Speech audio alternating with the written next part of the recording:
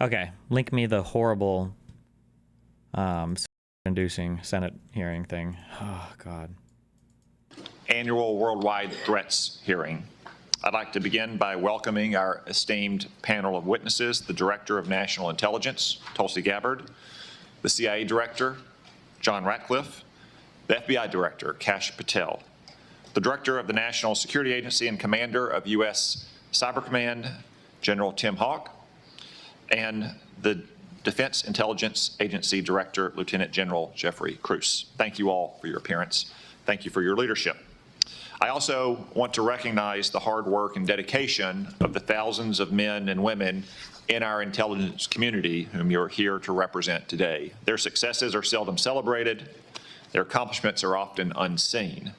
But our nation is grateful to each one for the vital work they do to keep our nation safe, prosperous, and free. Our annual Worldwide Threats hearing allows for the American people to receive an unvarnished and unbiased account of the real and present dangers that our nation faces. As we will hear from our witnesses, many of the threats we face are truly existential. Communist China is actively working to replace the United States as the world's dominant superpower. China uses coercive military, economic, and influence operations, short of war, to shape a world favorable to its interests and hostile to ours. These methods include the biggest peacetime military buildup in history, rapidly expanding its nuclear forces, providing critical assistance to help Russia withstand U.S. sanctions, obscuring its role in accelerating the spread of COVID-19 beyond Wuhan, turning a blind eye to Chinese companies that enable the production of fentanyl flooding into the United States, and putting space weapons on orbit, among other tactics. I'm sorry, can we not do this fentanyl bullshit? Like, if we have a drug problem, or if people have issues in the United States figuring out stuff related to their health, related to drugs, related to addiction issues, homelessness, can we not blame this on the fucking Chinese? Can we take some responsibility and figure out what the fuck we need to do with our population? Because holy shit, it is so you're telling me that people in the United States get addicted to fentanyl because fucking Xi Jinping in Shanghai or Beijing is making these dastardly plans to get Americans addicted to drugs? Can we like do something domestically? Hello? Jesus. Where's George Droid? Okay, we got to take out the FET reactor. Iran, despite setbacks inflicted on its so-called axis of resistance by Israel over the last year, still aims to destroy what it calls the little Satan, the state of Israel, and what it calls the great Satan, the United States. It continues to arm Yemeni rebels to attack global... How many? Yemeni. One day you'll watch George Droid's masterpiece, Breath Stellar. I've already watched Breath Stellar. You crazy? Let's get in the Dodge Nitro and take off. Fuck, I don't remember that. Whatever the car was at the end. Oh my God, I'm so sorry. A quick sidestep before I end myself because of where my country is. I watched a movie last night called Mickey 17. Has anybody seen this movie?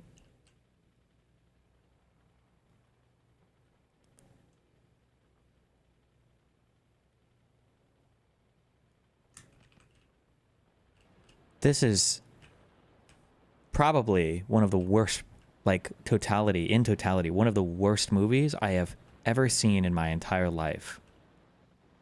I cannot believe on so many levels the script was trash. I don't know if I should say the performances were bad because maybe that's what the director wanted. The story was garbage. All of the unwoven threads that it doesn't follow any of them, the overall plot, the aliens, it was an absolute dog shit movie. It was so bad. I cannot believe if I would have been here alone, I might have left at the halfway mark because by the halfway point I was like, there's no way they're going to salvage this. Holy shit, it was so horrible. Okay, sorry. Shipping. Though these outlaws have suffered terrible losses over the last 2 weeks, thanks to decisive action by President Trump and our brave troops. So brave. I commend the President, Mike Waltz, Pete Hegseth, and his entire national security team for these actions.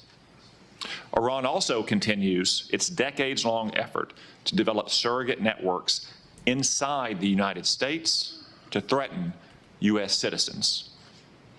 Furthermore, Iran's nuclear program continues apace. It's actively developing multiple space launch vehicles, which are little more than flimsy cover for an intercontinental ballistic missile program that could hit the United States in a matter of years.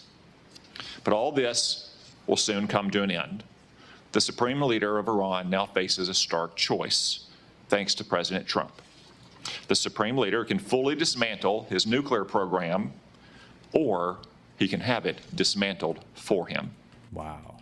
Wait, Destiny mentioned? Work of AIs. The OmniLiberal asks, please stop using dog shit AI for legal documents. Either go to someone that has learned to read legal documents or do some homework yourself. I would say a similar answer, use AI for the easy stuff. Easy doesn't mean quick. There are things that are easy to do That take a lot of time. Yes. that take forever. Like reading through a document and finding that one section that talks about a certain thing. Now maybe you can't search for it. Okay, based. Finally, today's report also acknowledges that illicit drug production endangers the health and safety of millions of Americans. Oh, also, if you want to play like neo-Nazi or whatever, I could be wrong. There could be things that I'm missing in U.S. history or U.S. foreign policy or whatever. But when we freak the fuck out about Iran and Iran's nuclear capabilities, my understanding is that's 100% just Israel speaking through us. Israel is, and maybe for legitimate reasons, Israel is very fucking paranoid about Iran ever having nuclear weapons. And I'm pretty sure that's their big guy, where they're like, don't let them get nukes. Not good. For the first time, the annual threat assessment lists foreign illicit drug actors as the very first threat to our country. As the report highlights, Mexican-based cartels using precursors produced in China continue to smuggle fentanyl and synthetic opioids into the United States. Last year alone, these deadly drugs tragically killed more than 52,000 Americans, more than the number killed in attacks by foreign terrorists or foreign nations. That's crazy, chat. Given these threats, we have to ask, are our intelligence agencies well postured? It matters for our geopolitical strategy in the Middle East. No, we don't want Middle Eastern countries to start an arms race. I mean, I guess. I don't know. I feel like Saudi Arabia might care, because Saudi Arabia gets bullied all the time by Iran. But I don't know.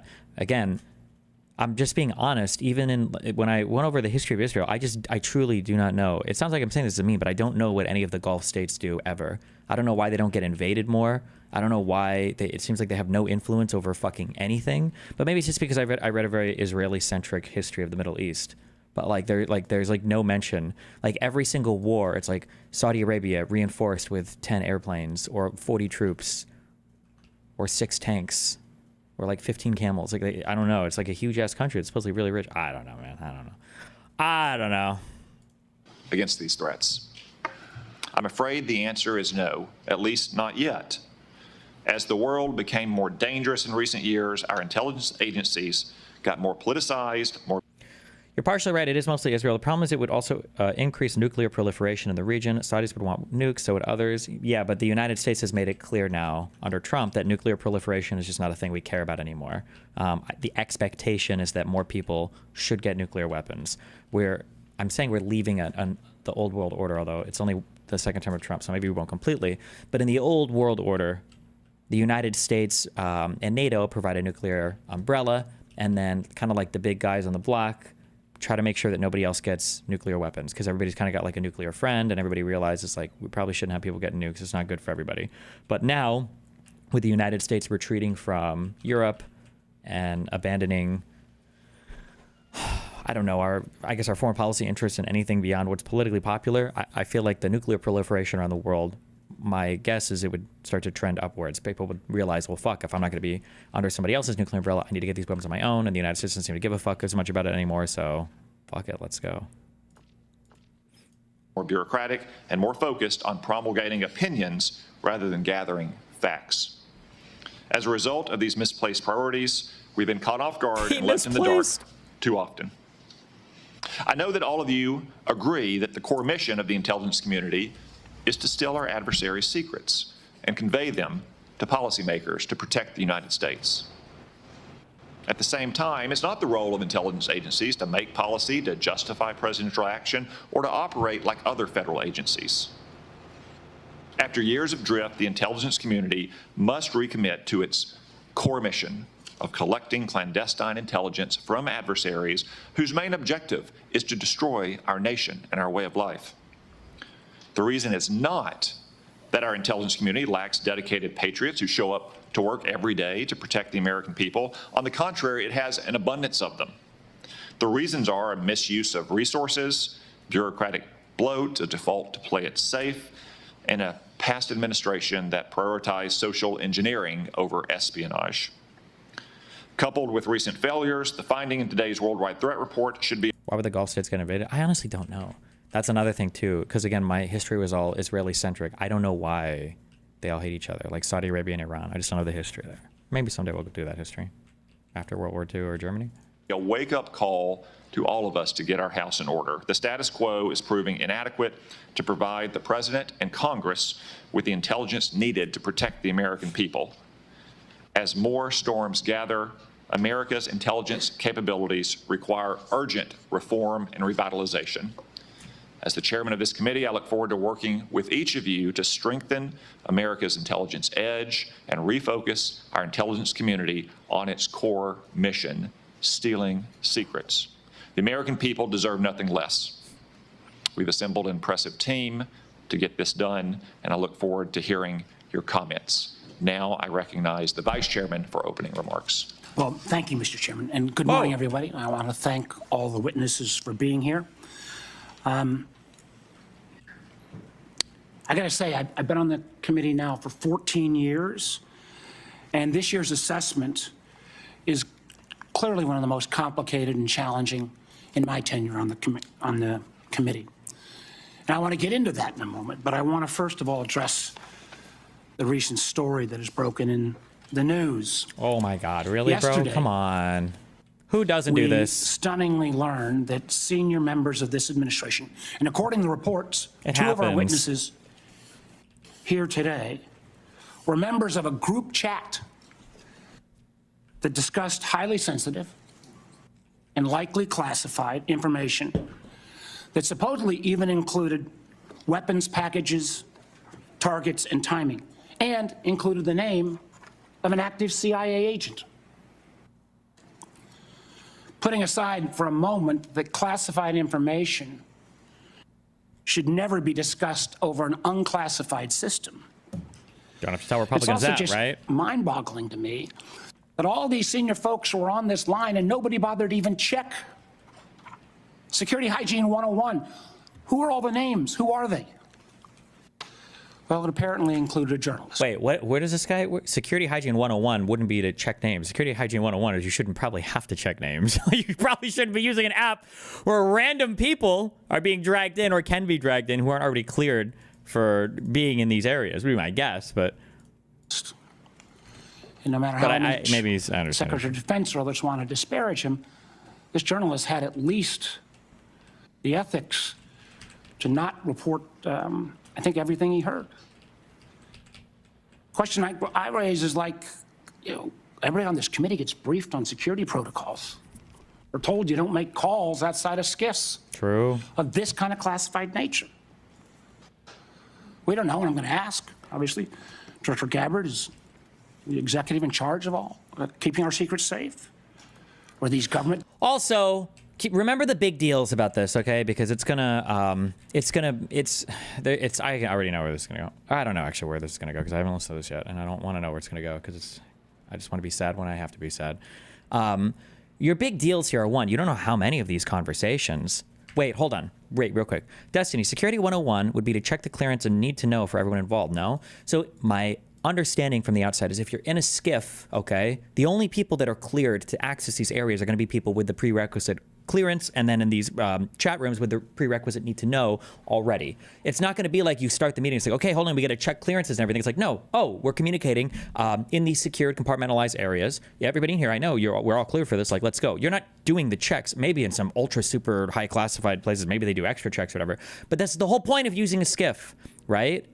It's the whole point of using it. Imagine if like, oh, well, what's a good security practice for your email? Well, when you open your email, you should scroll down and look at the IP addresses, and you should just verify that every IP address logged in. Like, well, hold on. This is like, if your shit is fucked at that point, your shit is fucked. Your shit is fucked. It can't be that like, well, make sure that all the IP addresses belong to you. It's like, well, hold on. If they don't, then somebody's already in. You're fucked. Jesus. But, oh, so the big deals are, one, you don't know how many other conversations are going here. And two, these things are now all beyond any sort of checks and review from the American people or from anybody else. Because now these conversations are lost to time. They're set to auto wipe. There's no storage or servers. No FOIA requests are ever going to be used to touch these conversations. No investigations are going to be done. So all these same fucking people who are demanding about releasing documents related to Epstein or JFK assassination stuff or any of that are all conducting official government business in a way that we'll never be able to know what they were talking about, which is disgusting. Especially given how many of these people, I think Hegseth and I think Trump have multiple times tweeted or made conversation about how people who break security clearances should be murdered and it's the worst thing in the universe and Hillary's fucking emails and blah, blah, blah, right? Devices. And remember, too, the only classified material on Hillary's servers were either, one, retroactively classified, which I believe was the vast majority of it, like 80% I think was retroactively classified, or two, there was a classification marking, but it was like buried below like the header or the, like, you know how sometimes you fold in emails or whatever, and that's still reckless, and it shouldn't be done that way, but Hillary was not knowingly engaging in ultra classified conversation. Remember, there were tens of thousands of emails on this server, and it was like 100, I think, that ended up having classification markings, of which I think most were retroactively classified, because you go back and classify stuff after the fact, right? Again, not good. None of that stuff should have been there, but we're talking a whole level removed of Hillary at worst was reckless. These people are willfully like betraying any sort of procedure for handling classified information. It's unbelievable. Destiny, that's like 2000s InfoSec. What you're describing is called trust the firewall. Modern InfoSec in defense is defense in depth, not a criticism. I think you're right in your trust, just being technical. Okay, sure. I think that I don't know any of these terms, so I imagine whoever you are, you really know more than me. But like when you talk about like trust the firewall, I think you kind of have to, because my understanding, and maybe it's just because I talked to Cake and he's more paranoid than not, my understanding is that if you were to do some sort of investigation into some system, if you find out there's a way in, then you just assume everything is compromised and you wipe or you redo everything. Like you would never operate in an area where somebody could gain unauthorized access, and then you check for that every time. It'd be like if somebody's in, you just assume it's all fucked, and then you start over, you wipe, you redo all the keys and everything else. You wouldn't just you would assume it's all compromised. Maybe in intelligence, maybe it's different or whatever, or maybe there are additional checks or whatever as well. So, sure. Or the personal devices? Have the devices been collected to make sure there's no malware? There's plenty. Oh, yeah, fuck me. I wasn't even thinking about that too, right? That's true as well. Because for all the end-to-end encryption shit, if any of these devices are compromised, either software or physically, right? Like there could be people with other, there could be a person who has the device who shouldn't have the device. Because remember, the only thing that Signal can do at the end of the day, or any device, on the device itself, is just verify that the person who's logged in, has the local key and can type in the password or whatever. But you don't know who's holding the phone, right? Or there's a million other potential, yeah. Plenty of declassified information that shows that our adversaries, China and Russia, are trying to break in to encrypted systems like Signal. I can just say this, if this was the case for Hillary of Clinton. a military officer, Oh. Or Hillary Clinton. or an intelligence officer, and Or they had Hillary this kind Clinton. of behavior, they would be fired. As I think this is one more example of the kind of sloppy, careless, incompetent behavior, particularly towards classified information, that this is not a one-off or a first-time error. Clearly not. Let me take a couple minutes and review some of the other reckless choices that this administration has made regarding our national security. We all recall, it seems like it wasn't that long ago, but less than 2 months ago, Hillary's In the emails. first 2 No, I'm just weeks, the administration canceled all U.S. foreign assistance. Now, some may say, how bad can that be? It's foreign assistance. Well, U.S. foreign assistance paid for the units in Ukraine to provide air defense to civilian cities being attacked by Russia. Foreign assistance paid for guarding camps in Syria where ISIS fighters are detained. Foreign assistance paid for programs abroad that ensure that diseases like Ebola don't come home. And until recently, it paid for the construction of a railway in Africa that would have helped given the United States much needed access to critical minerals in Congo. Now that project, China's going to try to finance it. As well, in the first 2 weeks, Dr. Patel, the administration fired several of our most experienced FBI agents, including the head of the Criminal Investigative Division, the head of the Intelligence Division, the head of the Counterterrorism This Division. guy is a hater. Hater the alert. heads of the New York, Washington, and Miami field office, all individuals who were distinctly and directly responsible. I requested that one. Get for rid of the helping FBI in Miami. America safe. I'm just kidding. I'm just kidding. I'm just The kidding. irony a little bit was the recently dismissed head of the Counterterrorism Division was involved in disrupting the ISIS attacks planned for Oklahoma City and Philadelphia, and helped lead the effort to bring to justice the key planner of the Abbey Gate bombing in Afghanistan that killed 13 U.S. servicemen Abbygate. and 150 civilians. That very Abbey Gate. Do you hear the lips? Look at this guy's fucking jawline, okay? Look at his chiseled face, all right? This guy's permanently mewing. If you hear mouth sounds, it's just because he's in a state of permanent mew. Let him mew. And stop hating. Effort was actually praised by the president in his State of the Union address. Yet the response, the administration's response to these agents, I believe, good works and years of service, Asians? was to force these folks out. Oh. It's hard to imagine how that makes our country safer. Nor can I understand how Americans are made more secure by firing more than 300 staff at the National Nuclear Security Administration, including those responsible for overseeing the security and safety of the nuclear stockpile. Beginning of stream. You said 2 to 3 years ago, if any guy expresses worry of being Me Too'd, he's probably a rapist. Paraphrase. Sorry if it's not accurate. Do you find a distinction between? You didn't say the rest. I feel like in the past, I think the worst was the Aziz Ansari thing, and then I think past that, I feel like it started to tone down. I don't know if there's been like a recent uptick with the Harry Sisson stuff, and then some of the gamer-related stuff, where like the Me Too's have literally just been like a person's like flirted with somebody or hooked up, and then people are like, I don't know, yeah. But I also feel like a weird issue is that people are responding to it. Like I think that guy is fully canceled right now. The Impractical Jokers guy, I think he's like fully career fucked at the moment. So I don't know also like why people are giving it as much credence as it is, but yeah, I don't know, man. Or by ousting 130 employees at CISA, the agency directly responsible for trying to take on China's Salt Typhoon attack. Again, after Salt Typhoon, I would have thought. Oh, it's also different. Yeah, I'm sorry too. There's also a big difference between celebrities and normal people. Like if you're a celebrity, there's a whole other list of challenges that you have to worry about versus just like an ordinary human being. Folks on that group chat might have thought twice. Or how we made safer by sacking 1,000 employees at the CDC and NIH who are actually directly working on trying to keep our country safe from disease.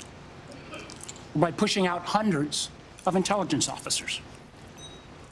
The amazing thing is that our intelligence officers, they're not interchangeable like a Twitter coder. These intelligence officers, our country makes $20,000 to $40,000 of an investment just in getting a security clearance. Wait, what? Are these for like really special, like TSSCI things? There's no way the average clearance costs $20,000 to $40,000. Literally goes into six figures when you take the training involved. Can anyone tell how firing probationary individuals without any consideration for merit or expertise is an efficient use of taxpayer dollars? And just to make clear that yesterday's story in The Atlantic was not this rookie one-off, it's a pattern. And I want to acknowledge Director Ratcliffe was not here in his position when this took place. But again, earlier in the administration, when a non-classified network was used, thereby exposing literally hundreds of CIA officers' identities, those folks can't go into the field now. How does that make our government more efficient? You know, again, this... Somebody said, my normal security clearance was valued at $10,000 a decade ago. Probably correct. Oh, well. Pattern of an amazing cavalier attitude towards classified information is reckless, sloppy, and stunning. And perhaps what troubles me most is the way the administration has decided that we can take on all our problems by ourselves without any needs for friends or allies. I agree that we've got to put America's priorities first. But America first cannot mean America alone. The intelligence we gather to keep Americans safe That's a good slogan. depends on a lot of allies around the world who have access to sources we don't have. That sharing of information saves lives, and it's not hyper. This just feels, God damn, that one guy was ripping so much from me. Not really. I know when I say that, you guys know I'm joking, right? The guy who was like enlightened self-interest. Was it Steve Eriks? Adam Eriks? It's not Eric Adams. It was the Washington House of Representative person, Adam Smith. Oh yeah, Adam Smith, the Wealth of Nations. This idea that the United States helps people, like, to our detriment, that we're helping people and it's hurting us to help people. One, it's childlike in its naivety, but also two, it's kind of insulting to, I guess, the legacy, the history of the United States, what this country has accomplished, what it stands for, like all the people in charge. Like, do you really think so little of us that the United States has been an idiot who's just been putting itself out over and over again and just getting taken advantage by all these other people, and we're just so stupid and unsophisticated? Like, come on, bro, really? I don't know. That's very disappointing to me that somebody would actually think that to be the case. Hypothetical, we all remember, because it was declassified last year when Austria worked with our community to make sure to expose a plot against Taylor Swift in Vienna. That could have killed literally hundreds of individuals. Oh, God. Not the Swifties. However, these relationships are not built in stone. They're not dictated by law. Things like the Five Eyes are based on trust, built on decades. But so often that trust is now breaking literally overnight. Yet suddenly, and for no reason that I can understand, For no reason. the United States is starting to act like our adversaries are our friends. Voting in the UN with Russia, Belarus, and North Korea. That's a rogues gallery if I've ever heard of them. Treating our allies like adversaries. And it's the only framing that I've heard that makes sense for how Trump views the world. And I don't even know if Trump is cognizant that he views it this way. I don't remember what we were listening to where the guy said it, but the big power politics or big nation politics, or you can even maybe call it realism, I guess. If there's an IR loser out there that knows what that actually means, because I don't. But this idea that, oh, well, the way the world should work is if you're a big country, you can take over people around you. And if you're a small country, you just have to take whatever the big country gives you. Whether that's a little bit of food or a dick in the ass is up to the big country. You take it, you're a smaller country and you're weak. And if you're a bigger country, you can do whatever the fuck you want. And I feel like that seems to be, now I don't think Trump is like, oh, I subscribe to the international school or the school of international realism. I don't think he's like that. But that does feel, I guess, philosophically what his approach is to governance, to international relations at least, which is very fucking sad, I think, because it's obviously a weaker way of running the world. Because why wouldn't you want friends everywhere that can help you do things? Right, yeah. Whether it's threats to take over Greenland or over the Panama Canal, destructive trade war with Canada, or literally threatening to kick Canada out of the Five Eyes. I feel our credibility is being enormously undermined with our allies, who I believe, and I think most of us on this committee, regardless of party, believes makes our country safer and stronger. True. But how can our allies ever trust us as the kind of partner we used to be when we, without consultation or notice, for example, stop sharing information to Ukraine in its war for survival against Russia? Or how can our allies not only not trust our government, but potentially not our businesses with such arbitrary political decisions? Let me give you a few examples. Thanks. You know, as a result of a lot of work from this committee and others in Congress, we made sure America's commercial space industry is second to none. From space to launch to commercial sensing and communications, the United States has taken a record lead. Yet overnight, this administration called into question the reliability of American commercial tech industry when Maxar and other commercial space companies were directed to stop sharing intelligence with Ukraine. I got to tell you, I've been a business guy, I can't say longer than being an elected official, but pretty close. That shockwave across all of commercial space, and frankly, not just commercial space. I've heard it from some of our— Wait, when what happened? Explain this again. Intelligence. When Maxar and other commercial space companies were directed to stop sharing intelligence with Ukraine. Okay. I got to tell you, I've been a business guy, I can't say longer than being an elected official, but pretty close. That shockwave across all of commercial space, and frankly, not just commercial space, I've heard it from some of our hyperscalers in the tech community, has sent an enormous chill. Who's going to hire an American commercial space company, government or foreign business, with the ability to have that taken down so arbitrarily? And it's not just in the case of commercial space. We've seen that Canada, Germany, Portugal have all been saying they're rethinking buying F-35s. I've heard from Microsoft and Google directly and Amazon that they're having questions about whether they can still sell their services. We've also seen foreign adversaries and friends take advantage of this rift in our national security areas and our scientists. Germany has already put out ads trying to attract some of our best scientists who— Oh no! They're like, give me back that paperclip. No! I was just going to say, I don't actually know the answer to this. How much of the Manhattan Project was made possible due to the fact that we were getting intelligent Jewish people from Germany? I'm just curious about that. Like, could Germany have done better? Obviously, the anti-Semitic part was a big drive to get people hyped and motivated, and everybody loves hating Jews or whatever, so maybe they needed that to be as successful as they were. But would they have been more successful if they could have not done the anti-Semitism, and they would have just, like, tried to— like, at least, like, instead of putting the Jews in the concentration camps, put them, like, in concentration science labs, you know? Was there not a better way to do this? who've been riffed.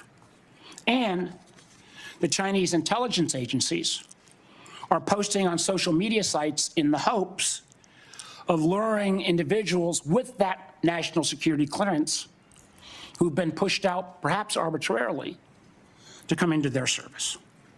So no, the Signal fiasco is not a one-off. It is unfortunately a pattern we're seeing too often repeated. I fear that we feel the erosion of trust from our workplace, from our companies. They would have had Einstein. I don't know how important anything Einstein said was to nuclear stuff, but I don't know anything about what Einstein did aside from the relativity memes. And from our allies and partners, can't be put back in the bottle overnight. Make no mistake, these actions make America less safe. Thank you, Mr. Chairman. Thank you. Before I turn to the witnesses hearing, I want to welcome everyone in our large audience today. He invented quantum mechanics. Yeah, but do you need quantum mechanics for nuclear physics? I thought nuclear physics was not. Do you need anything? I don't remember. I don't know what part.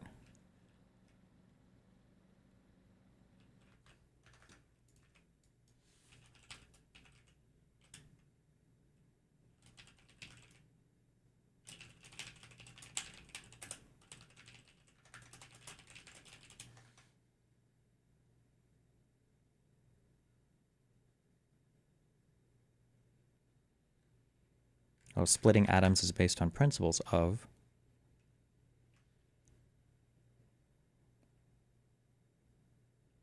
Or no, wait, hold on. I'm seeing contradictory answers. We'll look at this later on.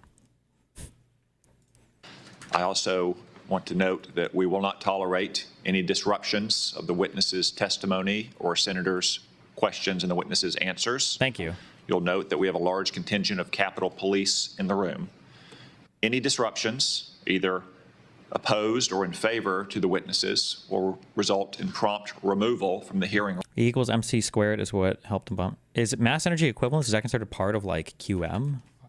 Or I didn't know if nuclear physics was like a different branch or whatever. If that was, I don't know. Room, and my encouragement to the U.S. Attorney to throw the book at the person disrupting the hearing. No offense, but we all came to hear the witnesses, no one else in the room. Director Gabbard, I understand you'll make a statement for the panel of witnesses. Thank you, Mr. Chairman, Vice Chair, members of the committee. Thanks for the opportunity for us to be here to present you the intelligence community's 2025 annual threat assessment. I'm joined here this morning by my colleagues from the CIA, DIA, FBI, and NSA. Our testimony offers the collective assessment of the 18 U.S. intelligence elements making up the U.S. Intel community and draws on intelligence collection and information available to the IC from open source and private sector and the expertise of our analysts. I'm joined here this morning by my colleagues from the CIA, DIA, FBI, and NSA.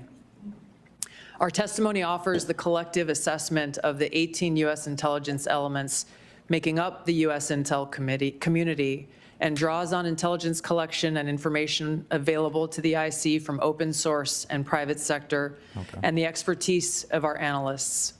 This report evaluates what the IC assesses most threatens our people and our nation's ability to live in a peaceful, free, secure, and prosperous society.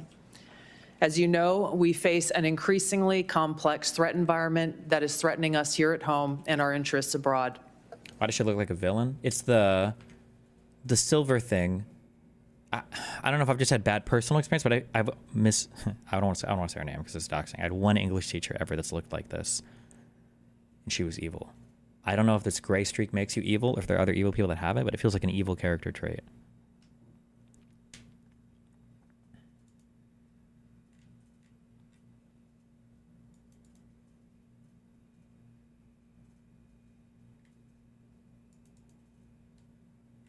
Destiny. Classical nuclear physics understanding doesn't require QM. The mass energy equivalent is not based on QM. It is special relativity. Modern nuclear physics is analyzed through principles of QM. Well, everything in physics is analyzed through principles of QM now, because now we use Q of T to understand everything in general, right? But I'm not sure now if everybody's just saying that everything in physics is QM, so of course we needed QM to do the nuclear bomb. My understanding is that like shooting, what do you shoot at nucleuses to split them? Is it neutrons? Shooting neutrons at things to make an atom split and to release a ton of energy. I don't know if there's any sort of like quantum mechanics understanding is required for that. But maybe there is. I don't know. I don't know. But I also don't know if chat knows, so fuck you guys. I'll begin by focusing on what most immediately and directly threatens the United States and the well-being of the American people. Non-state criminal groups and terrorists putting American lives and livelihood at risk. Then I'll focus on the key nation states who have the capability to threaten the interests of the United States. In this complex environment, non-state and state actors are able to exploit or take advantage of the effects of each other's activities. Conventional and asymmetrical capabilities, even the traditionally weakest of actors are able to acquire from available advanced technologies, creates an even more complex and serious threat landscape. First, I'll highlight the threats presented by several non-state actors. Cartels, gangs, and other transnational criminal organizations in our part of the world are engaging in a wide array of illicit activity, from narcotics trafficking to money laundering to smuggling of illegal immigrants and human trafficking, which endanger the health, welfare, and safety of everyday Americans.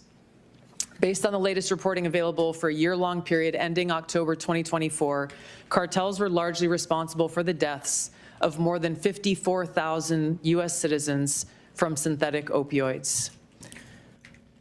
Like, man, I don't know where we're gonna go in this meeting or whatever, but I hate that framing. It just feels very disingenuous to me. So I don't like the framing because Trump is searching for so much power on the border and everything else that, are we really going to say that cartels have killed 50,000? Because my ears perked up when she said, killed 50,000 American citizens. Wait, like abroad? Even that number seems way too fucking high. And then it's due to opioids. Oh. So like who's at fault here? Is it China? Is it the cartels? Like how many different people are involved in murdering Americans? But like there's no responsibility for the United States once the drugs come into the country, I guess? Okay. Mexico-based transnational criminal organizations, or TCOs, are the main supply. E equals MC squared is obviously essential for nuclear bombs. Yeah, obviously. I just didn't think that that was considered part of quantum mechanics. My understanding, my layman's understanding is Einstein didn't really believe in any quantum mechanics stuff. He thought it was gay and cringe because it was all probabilistic, weird stuff that was a lot less beautiful compared to his mathematical understandings of space-time and all that other bullshit that he never really fully bought into QM. I don't know. But maybe it is. Maybe people do consider mass energy equivalence part of QM. I don't know. Maybe it is. Suppliers of illicit fentanyl to the U.S. market and are adapting to enforcement and regulatory pressures by using multiple sources and methods to procure precursor chemicals and equipment, primarily from China and India, many of which are dual-use chemicals used in legitimate industries. I also one thing I really don't like, and it would be interesting to sit down with a conservative and see if they can actually, I guess, like map this out. Like, okay, I want to ban all firearms in the United States because I think that guns are causing people to die. And it's like, okay, well, guns might be causing people to die, but it's not the gun's fault. It's the final stage of, it's the exact last stage of whoever pulled the trigger that gets 100% of the blame. Like that's how they view it. And it's like, okay, so it's not the gun salesman's fault. It's not the parent's fault for buying it, leaving it insecure. It's not the Second Amendment's fault. It's not legislators' fault for not legislating it. It's not cops' fault for not red flag law. Okay, it's the person who shot the gun. Guns don't kill people. People kill people. Okay, fine. Who's at fault when an American overdoses on drugs? Well, let me tell you about a guy named Chong Li who manufactures synthetic opiates over in this rural place in China, okay? And let me tell you how he's killed 50,000 Americans. Like, excuse me? What? I want to know, is there a consistent underlying theory that can generate both conclusions? I don't believe it. Independent fentanyl producers are also increasingly fragmenting the drug trade in Mexico. The availability of precursor chemicals and ease of making illicit fentanyl have enabled independent actors to increase illicit fentanyl production and smuggling operations in Mexico. Did you read this take on subreddit? On what subreddit? You've referenced this twice. What are you talking about? Link it, and we can read it. Oh, you did link it. Did you steal this take from this? Hot take. Americans need to take responsibility for their own drug problems 2 hours ago. Oh, fuck. No, I didn't, but whatever he says, I bet it's based. Usually if I get something from an email or so, I'll just say it.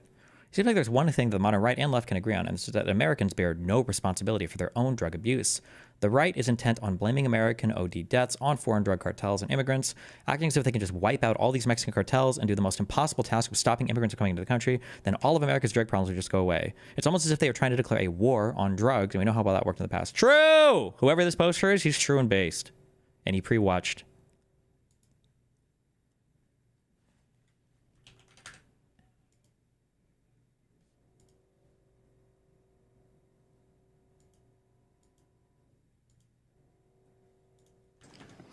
Cartels are profiting from human trafficking and have likely facilitated more than 2 million illegal immigrants encountered by law enforcement at the U.S. southwest border in 2024 alone, straining our vital resources and putting the American people at risk.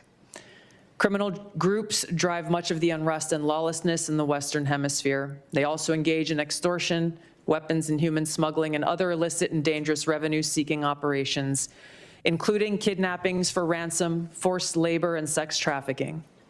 These and other human traffickers exploit vulnerable individuals and groups by promising well-paying jobs while confiscating their identification documents. They operate in the shadows, exploiting lawlessness in various areas and using coercion and intimidation to control their victims. While these key drivers of migrants are expected to persist, heightened U.S. border security. Your original claim was that you didn't think Einstein was critical and in the nuclear bomb, but if it's obvious that mass energy equivalence is necessary, then you were wrong, no? My claim was I didn't know if Einstein coming over from Germany to the United States was critical in our production of the nuclear bomb. I don't know if mass energy equivalence was a thing that was figured out in the shadows of the Manhattan Project, or if that was figured out and published. I thought it was published earlier. Because it was published earlier, then it really didn't matter whether it came to the US or not, because that information was available to everybody. I would imagine if people even thought a nuclear bomb was possible, then mass energy equivalence must have already been figured out, would be my assumption. But again, I could be wrong. I'm not saying I could be wrong because I'm trying to be dismissive. I legitimately don't remember much physics from school, and I hated chemistry too, so. The enforcement and deportations under the Trump administration are proving to serve as a deterrent for migrants seeking to illegally cross U.S. borders. U.S. Border Patrol apprehensions along the southwest border in January 2025 dropped 85% from the same period in 2024. Transnational Islamist extremists such as ISIS and al-Qaeda and affiliated jihadi groups continue to pursue, enable, or inspire attacks against the United States and our citizens abroad and within the homeland to advance their ultimate objective of establishing a global Islamist caliphate. Damn. This includes heightened efforts to spread their ideology to recruit and radicalize individuals in the U.S. and the West. While the New Year's Day attacker in New Orleans had no known direct contact with ISIS terrorists, Allow me to speculate. he was influenced and radicalized by ISIS ideological propaganda, as one example. Al-Qaeda and its affiliates continue to call for attacks against the United States as they conduct attacks overseas. How many attacks is Al-Qaeda involved in? I thought they had like a splinter group that lives barely in Syria. I don't know where they're at now. And then they had like one itty-bitty swath of territory, I think south of Sana'a in Yemen. Like, where the fuck is... Like, if you looked at governing in Yemen, are there like current maps that label it? Like, I think Al-Qaeda had like an itty-bitty tiny... like a small little bit of space in Yemen, and that was it. But maybe they're larger in other places or something? I don't know. Or they might actually be totally gone now, too.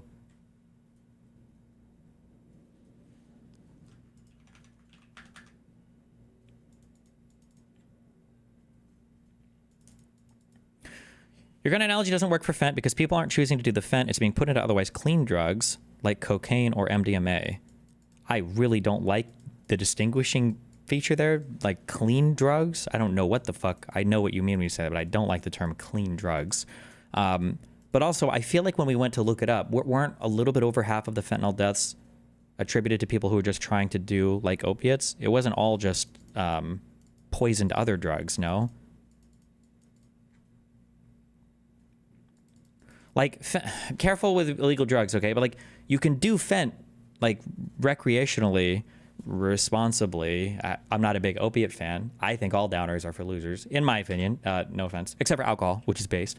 But I think the issue is that fentanyl is so unbelievably potent that if you take a little bit too much, or if it's in something and you don't know that it's in something else, and then you take a lot of that other thing, you could just die because fentanyl is incredibly potent and cringe. These jihadist groups have shown their ability to adapt and evolve, including... Just don't take too much. Yeah, but the issue, like if you're just doing fentanyl, like straight, I don't know what you would say, just pure fent. I don't even know how much you could do if it's just that. But like, that's one thing because you can measure it out. But let's say, for instance, somebody gets a bunch of MDMA and they're like, okay, I can make a ton of money if I cut this with some bullshit and then lace it with fentanyl. And then you get it. If you just take like a 50 to 100 milligram hit of MDMA and you're like, oh, cool, this is cool, whatever. It feels kind of weird or whatever, but it still works because it was laced with fentanyl. You're not getting pure MDMA. But if you're like, I want to fucking roll hard this weekend and you're on some crazy 200, 300 milligrams of MDMA and it's laced with fent, well, now you might just die, right? Whereas for MDMA, you would just be rolling super hard and it might be a little bit bad for your brain. Fentanyl might just kill you is the difference, I think, right? Using new technologies and tactics to spread their ideology and recruit new followers. A range of non-state cyber criminals are also targeting our economic interests, critical infrastructure, and advanced commercial capability for extortion, other coercive pursuits, and financial gain. These actors use a variety of tactics, including phishing, ransomware, and denial of service attacks to disrupt our systems and steal sensitive and lucrative information using available technologies and U.S. cyber vulnerabilities. Ransomware actors last year, for example, attacked the largest payment processor for U.S. healthcare institutions. And another set of criminal actors conducted cyber attacks against U.S. water utilities. Some of these non-state cyber actors also operate as proxies for or emulate similar activities carried out by major state actors. While these non-state cyber actors often seek financial and intellectual property gains, they also carry out cyber operations for espionage purposes, targeting our critical infrastructure. Turning to key state actors, the IC sees China, Russia, Iran, and North Korea engaging in activities that could challenge U.S. capabilities and interests, especially related to our security and economy. These actors are in some cases working together in different areas to target U.S. interests and to protect themselves from U.S. sanctions. At this point, the IC assesses that China is our most capable strategic competitor. Under the leadership of President Xi Jinping, the People's Republic of China seeks to position itself as a leading power on the world stage, economically, technologically, and militarily. Beijing is driven in part by a belief that Washington is pursuing a broad effort to contain China. Wait, is there a name for the Capitol building in Beijing? Like, you know how we've got, like, the White House, you know, in D.C. The White House today said, or, like, in Moscow, reporting live. The Kremlin said. Is there like an equivalent for China? Or is it literally just the US and Russia? Because they'll even say like Brussels today for like the EU, or like The Hague, I guess, for the ICC. Do other places have like buildings like that? The Great Hall? Do people say that from the Great Hall? Do you have Downing Street for the UK? Who cares about the UK or Down? Oh, Westminster? Maybe. I think I might have heard that before. China's rise and undermines CCP rule. China's most serious domestic challenge is probably China's slowing economy and potential instability if socioeconomic grievances lead to large-scale unrest. Growing economic tensions with the United States and other countries could also weigh on China's plans for economic growth and domestic job creation. China's military is fielding advanced capabilities, including hypersonic weapons, stealth aircraft, advanced submarines, stronger space and cyber warfare assets, and a larger arsenal of nuclear weapons. While it would like to develop and maintain positive ties with the United States and the Trump administration to advance its interests and avoid conflict, China is building its military capability in part to gain advantage in the event of a military conflict with the United States around the issue of China's efforts toward unification with the Republic of China, or Taiwan. China's military is also expanding its presence in the Asia-Pacific region. Was that?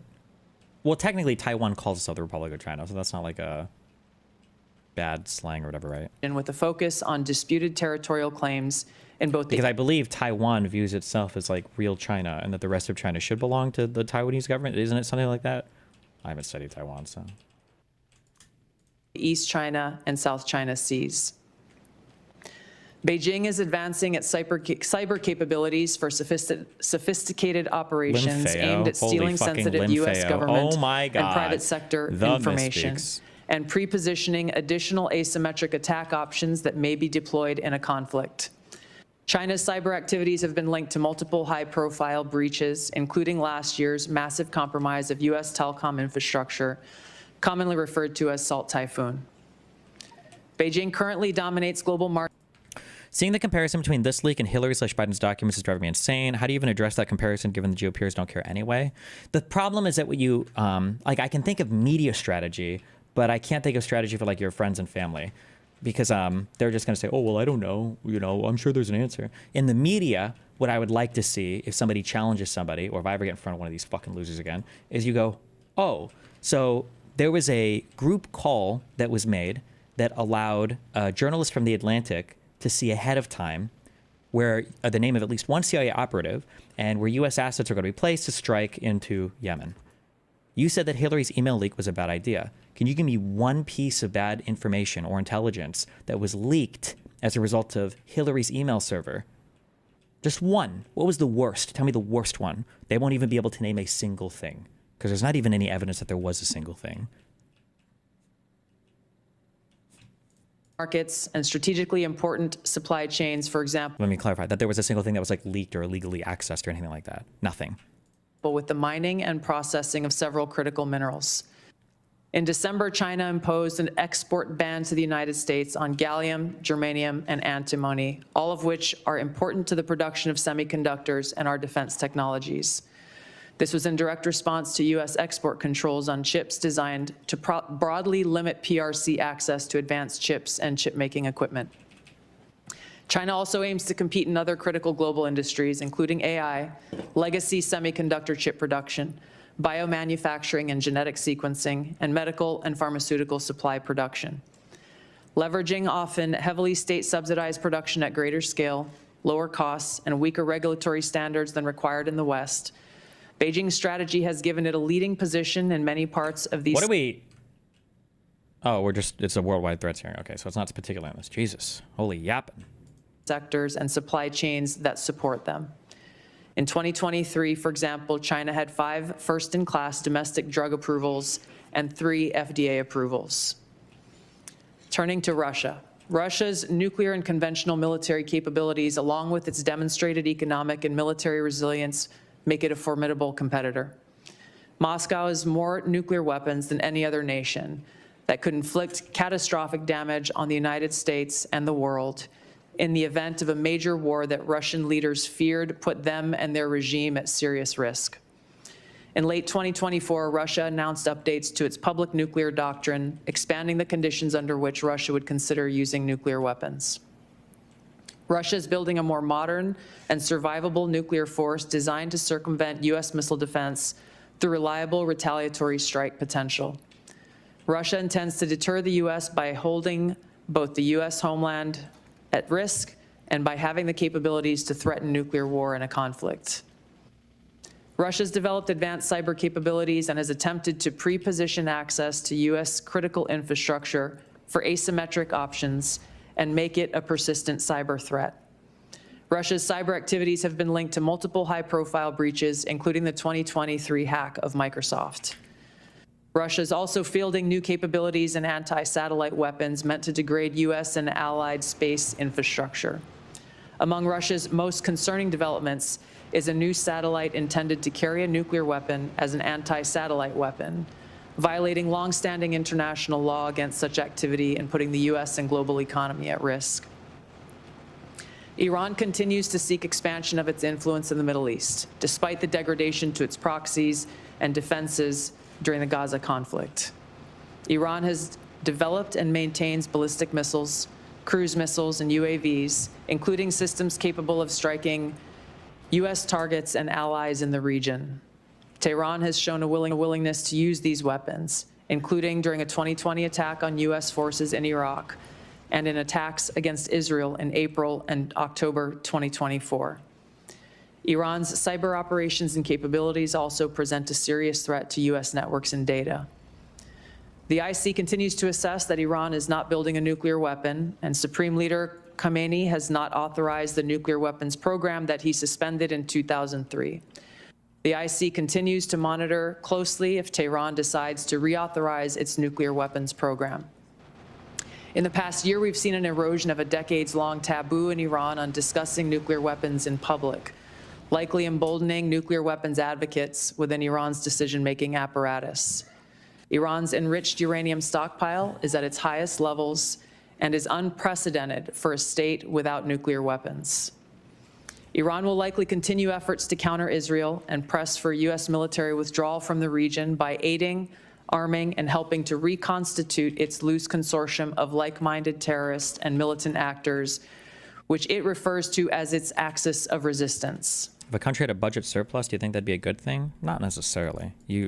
Knowing whether you're in debt or having a surplus isn't necessarily good or bad. You need more information. Although weakened, this collection of actors still presents a wide range of threats, including to Israel's population, U.S. forces deployed in Iraq and Syria, and to U.S. and international military and commercial shipping and transit. North Korean leader Kim Jong-un is pursuing stronger strategic and conventional capabilities that can target U.S. forces and allies in the region, as well as the U.S. homeland, to bolster North Korea's leverage and stature, defend its regime, and achieve at least tacit recognition as a nuclear weapons power. Kim's recently cemented strategic partnership with Russia supports these goals by providing him greater financial, military, and diplomatic support, reduced reliance on China, and providing North Korean forces and weapons systems authentic warfighting experience. Kim views his strategic weapons advances since 2019, its deepening ties with Russia, and North Korea's economic durability as strengthening his negotiating position against Washington's demands for denuclearization and lessening his need for sanctions relief. North Korea is probably prepared to conduct another nuclear test on short notice and continues to flight test its ICBMs to demonstrate their increasing capabilities as leverage in future negotiations. Since 2022, China, Russia, Iran, and North Korea have grown closer. Removing the accelerant of the war in Ukraine is unlikely to revert these bilateral relationships to a pre-war 2021 baseline, leaving room for new strategic priorities and world events to create new incentives or challenges to their currently high levels of cooperation. Russia has been a catalyst for much of this expanded cooperation, driven heavily by the support it has needed for its war effort against Ukraine, including protection from US and Western sanctions. In addition to its exchange of military and other resource capabilities with North Korea, Russia has relied more heavily on China's financial and defense industry backing, and also has increased combined military exercises with China to signal shared fortitude against the United States and US allies in the Asia-Pacific region. With Iran, Russia has also expanded financial ties to mitigate sanctions. Iran has become a critical military supplier to Russia, especially of UAVs, in exchange for Russian technical support for Iranian weapons, intelligence, and advanced cyber capabilities. In conclusion, the threats that we see to US national security are both complex and multifaceted and put the lives, safety, and well-being of the American people at serious risk. As the heads of the American people's intelligence community, we will continue to provide the President, Congress, and our warfighters with timely, unbiased, relevant intelligence to keep the United States secure, free, prosperous, and at peace. Wow. To the American people specifically, our intelligence community exists to serve you and to ensure your safety, security, and freedom. Wow. Thank you. Thank you. Thank you, Director Gabbard. As I mentioned in my opening remarks, the annual threat assessment for the first time lists cartels and traffickers as the very first threat. Director Patel, I'm pleased to say that the FBI's Little Rock field office has been doing its part in addressing this threat. The field office, along with other federal, state, and local law enforcement agencies, have arrested nearly 300 immigrants in my state in 2025 so far. Could you provide some color about the nature of the threat these illegal immigrants have posed, not just to Arkansas, but our nation, perhaps including some of the details of the horrific offenses they've committed against the American people? Thank you, Mr. Chairman. Mr. Vice Chairman. The witness will suspend. The greatest threat to global security is Israel, and the whole world knows it. Stop funding Israel! Stop funding Israel! Stop funding Israel! Good one, dude. You got him. You fucking got him, dude. So that protester was a code pink lunatic saying the greatest threat to world peace is funding Israel. I will observe, for the benefit of the audience here on television, that Code Pink is funded by Communist China as well, which simply illustrates, speak up now if you want to be removed as well, whoever's saying that.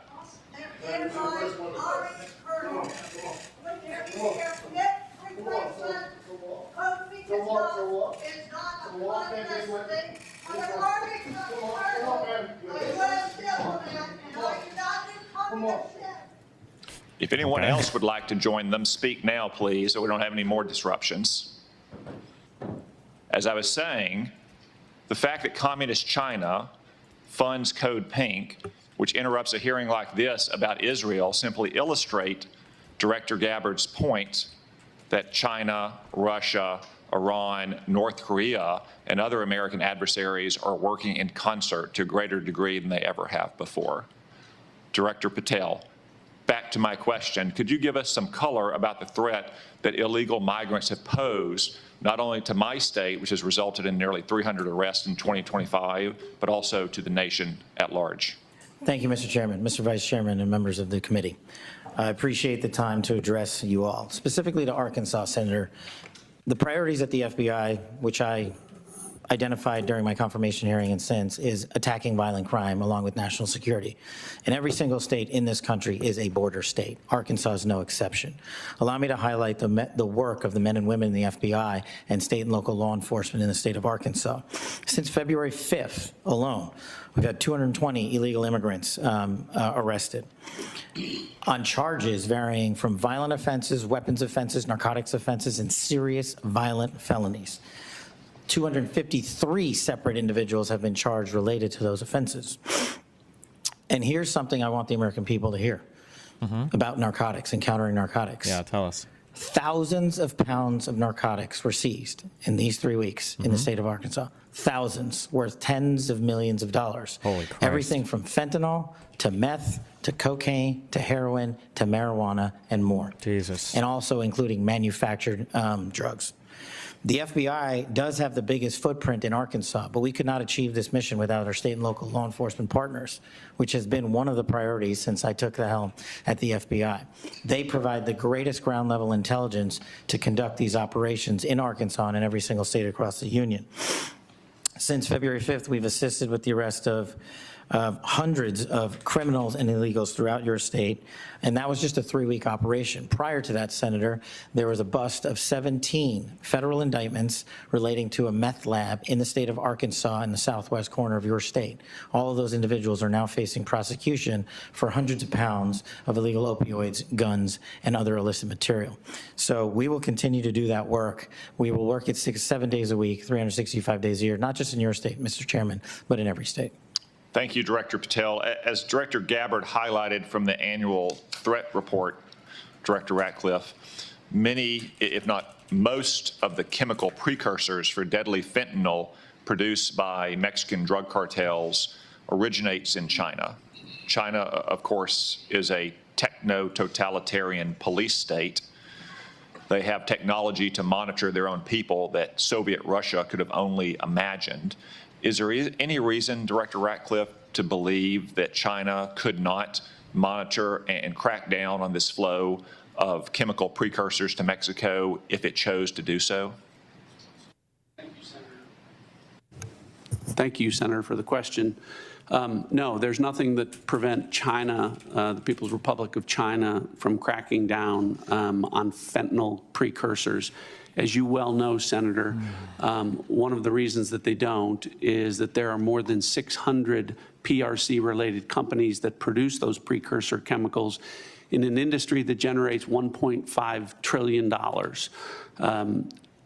That is one of the reasons that we see that Chinese efforts to affect the fentanyl precursors are really limited in nature and intermittent in nature, and not a dedicated effort to enforce their own laws and regulations to crack down on this. Thank you, Director Ratcliffe. Hello, you okay? I have many more questions I could ask, but I'm going to try to lead by example and stay within the 5-minute limit for the benefit of senators. I remind everyone there is a vote scheduled at noon. I hope to finish the open portion of this hearing before that vote closes, after which time we'll move to the closed portion. The Vice Chairman. Thank you, Mr. Chairman. I'll be happy to take your extra 13 seconds, but I want to go back to what I addressed at the outset. I mean, this was not only sloppy, it not only violated all procedures, but if this information had gotten out, American lives could have been lost.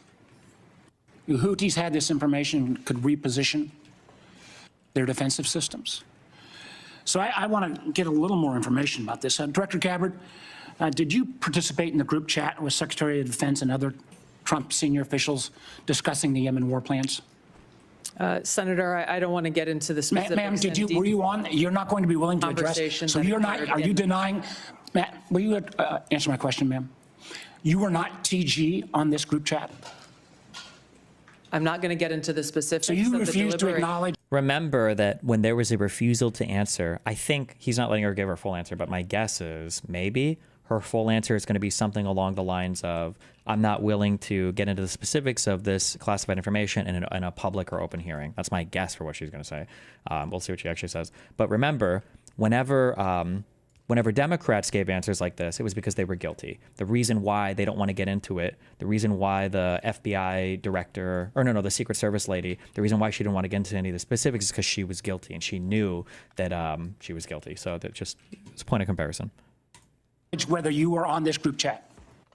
Senator, I'm not going to get into the specifics. Why are you going to get into the specifics? Is it because it's all classified? Because this is currently under review by the National Security Because it's Council. all classified? If it's not classified, share the text now.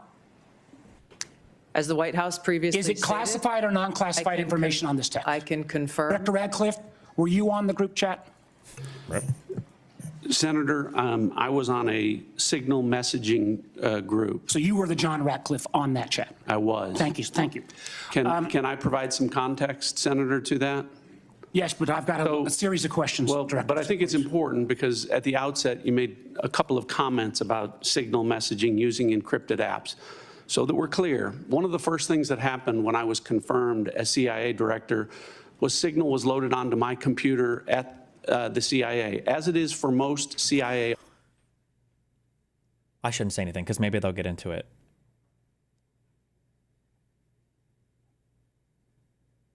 I'm going to make a prediction and hopefully I'm completely wrong. Okay. I'm going to make a prediction and hopefully I'm completely wrong. Okay.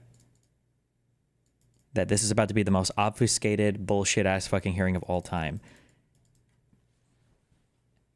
If you work in intelligence, you can use the least encrypted apps you want. You can do email, you can do whatever the fuck you want. However, different statements or different information is okay in different environments. So if you want to email somebody else who works in intelligence and you work in intelligence and you want to email that person and talk to them, you can do that, but it can't be about classified information. That has to be in another environment. So if he's going to say signal is loaded to communicate to other people, sure, I'm sure that's fine, but there's no shot, unless somebody else said who works in intelligence wants to clarify, there's no shot that they give you signal like, all right, there you go. Skiff, yeah, that's the name of the group chat. Good luck. No shot is that the case. And I wonder if he's going to try to weasel between these two positions, but maybe not. We'll just let him go. Signal was loaded onto my computer at the CIA, as it is for most CIA officers. One of the things that I was briefed on very early, Senator, was by the CIA records management folks about the use of signal as a permissible work use. It is. That is a practice that preceded the current administration to the Biden administration. Director Ratcliffe, I've got a series of questions. If you're making the statement, the signal is a secure channel. No, can I answer that? It is I've got a series of end-to-end decryption. So remember, just as a quick thing for what he just said, not all of your work, even work-related communications, if you work in intelligence, not all of them are necessarily going to be classified. But it feels like we're in a very bullshit weasel world right here. But maybe they'll clarify. We'll see. I understand encryption. It is permissible to use to communicate and coordinate for work purposes, provided it's not provided, classified? Senator, that any decisions that are made are also recorded through formal channels. I don't believe that. But we'll see. So those were procedures that were implemented. My staff implemented those processes, followed those processes, complied with those processes, and finally, just please, so my communications, to be clear, in a signal message group were entirely permissible and lawful and did not include classified information. There it is. Okay. That's the lead, right? What is it called? Bearing the lead? That's the important part. You're not allowed to communicate on an unsecured app, or not, I shouldn't say unsecured, on an unapproved app, classified information. So this is what he's going to go with it. None of the information was classified. Okay, that'll be an interesting argument. We'll see how that goes. Well, we will make that determination, because if it's not classified, share the text with the committee. Does MAGA defend this, or are the Starlink orders not downloaded yet? No, MAGA is already in full defense, of course, obviously.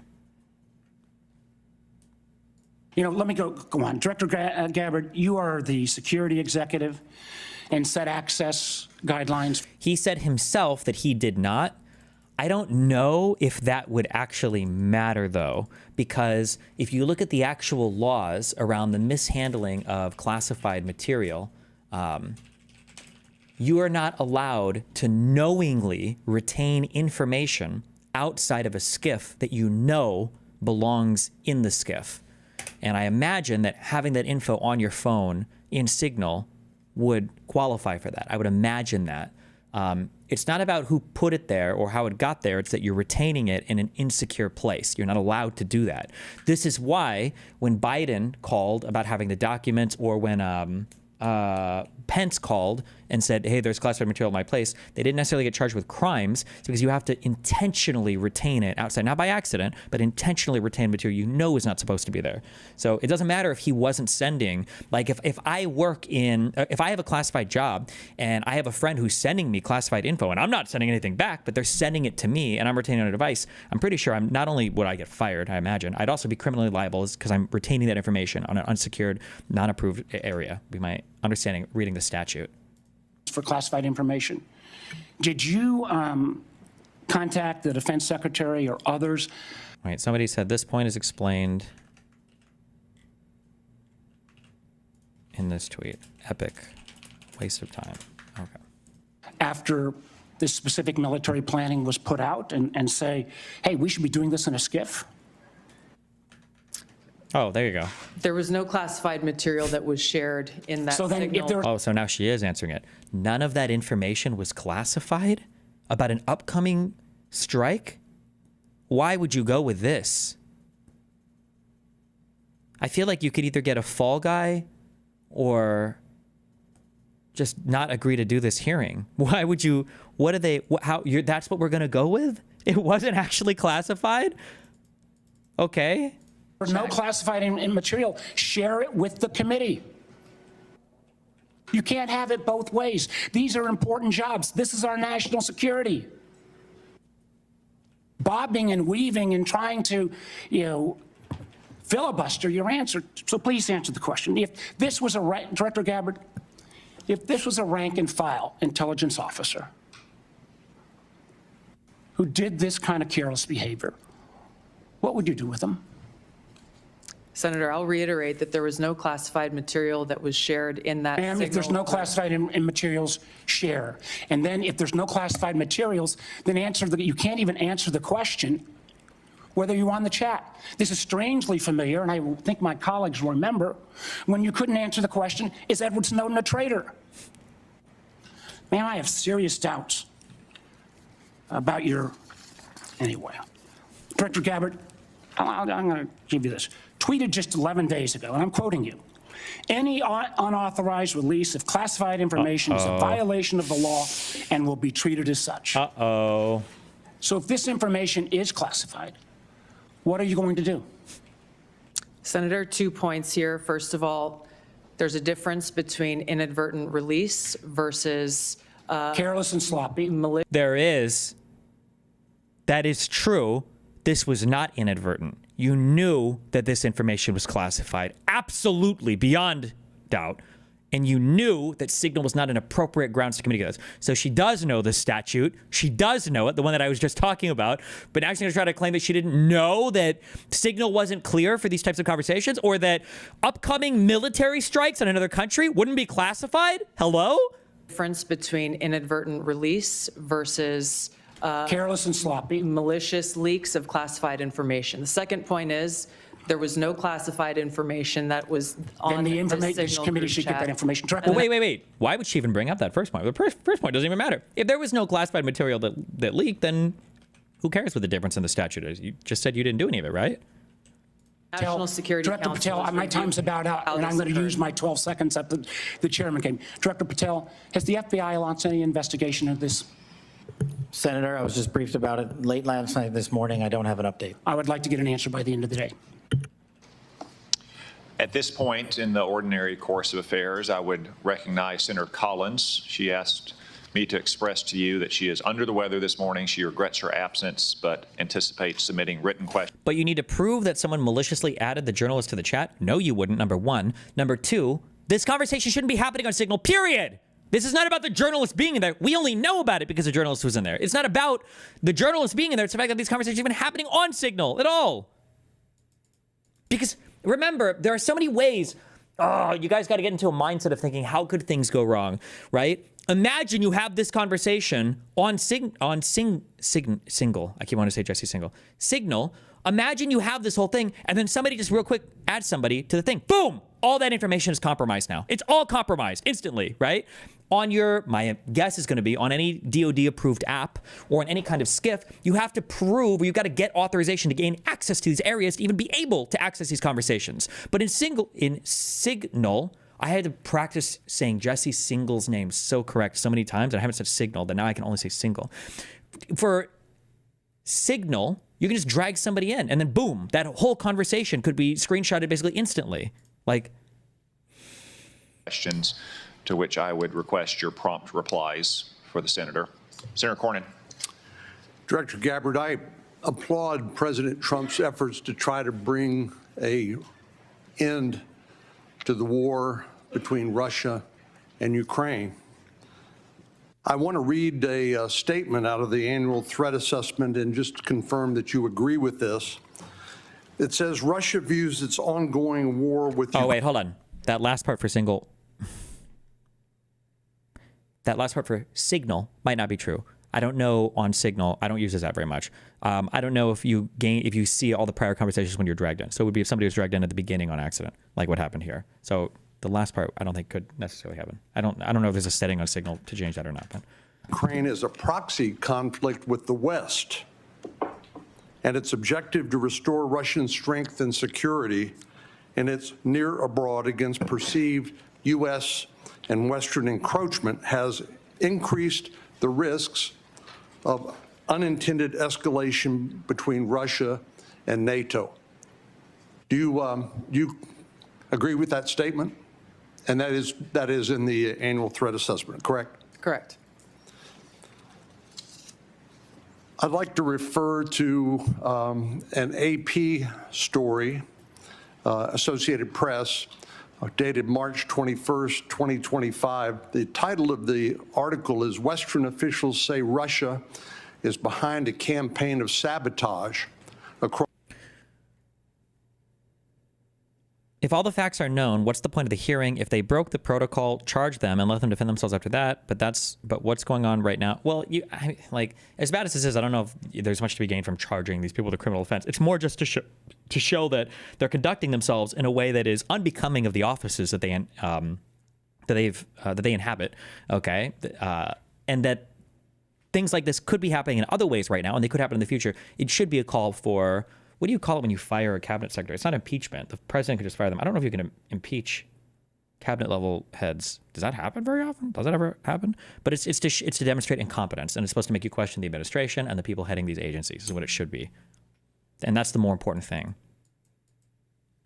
Across Europe, this AP map shows it. Mr. Chairman, I'd like to ask unanimous consent that being made part of the record. Without objection. The document that AP compiled, and I presume this is through open sources, documented 59 incidents, including cyber attacks, spreading propaganda, plotting killings, or committing acts of vandalism, arson, sabotage, or espionage. Is that consistent with your understanding and impression of what Russia's currently engaged in Europe? Senator, I haven't seen that specific article, but I can confirm that we assess Russia's attempts to conduct such sabotage activities in Europe. Thank you. One of the things that I'm most concerned about following some of the discussions between Russia and Ukraine and the United States and our other allies, obviously, as I said, peace between Ukraine and Russia is the desirable end state. I think you'd have to be crazy to say otherwise. But I also want to talk a little bit about the unexpected or maybe unintended consequences of European insecurity. I know the incoming Chancellor of Germany has talked about the possibility that Germany might share its nuclear weapons with Ukraine and suggested that the UK would be part of that. What are we talking about here? I know that Poland has talked about acquiring nuclear weapons, and perhaps other European countries to make up for what they view as a receding of the American Oh, he's a umbrella of Republican, so it's going to have protection. nothing to do with the group chat. Gotcha. General Krause, what would be the result of the proliferation of nuclear weapon-armed countries in Europe if, in fact, that would occur as a result of our the perception of European insecurity? Senator, thank you for the question. One of the things that the intelligence community works very hard on is to understand who has nuclear weapons throughout the planet. And as discussed in the opening statements, both by the chair and by Director Gabbard, the proliferation and the increase in the types and the lethality of nuclear weapons is one and will of nuclear weapons on the Ukraine. Budapest Memorandum back in 1990 that documented a commitment by Russia and the United States to protect the territorial integrity of Ukraine in exchange for them giving up their nuclear weapons. Did I correctly summarize the content of the Budapest Memorandum back in 1994? Yes, Senator, you did, and Ukraine willingly gave up its weapons for the protection of others. Thank you very much. Senator Wyden. Thank you, Mr. Chairman. And obviously, my colleagues and I feel very strongly about the war planning meeting over unclassified phones. Obviously reckless, obviously dangerous. Both the mishandling of classified information and the deliberate destruction of federal records are potential crimes that ought to be investigated immediately. And I want to make clear that Oh, that's a good one. Well, you think they're going to put a special prosecutor? The only Democrats would ever cuck out so hard as to allow themselves to be investigated for crimes. That's good. That's funny, though. That was a good one. I'm of the view that there ought to be resignation, starting with the National Security Advisor and the Secretary of Defense. Base, but it'll never happen. Director Ratcliffe and Director Gabbard, have you participated in any other group chats with senior Trump administration officials in which classified information was shared? There wasn't even using classified information phones that one, weren't cleared but also for such information? gonna have to go with a no comment Senator, there. Thank you for the question. I haven't, your question was, have I participated in any other group chats sharing classified information? To be clear, I haven't participated in any signal group messaging that relates to any classified information. Wait, did he just walk back what he said before? I thought he said before there, did he say there was? Because I thought his and Tulsi's story were a little different. Did he change his answer now, or did he say before it wasn't classified?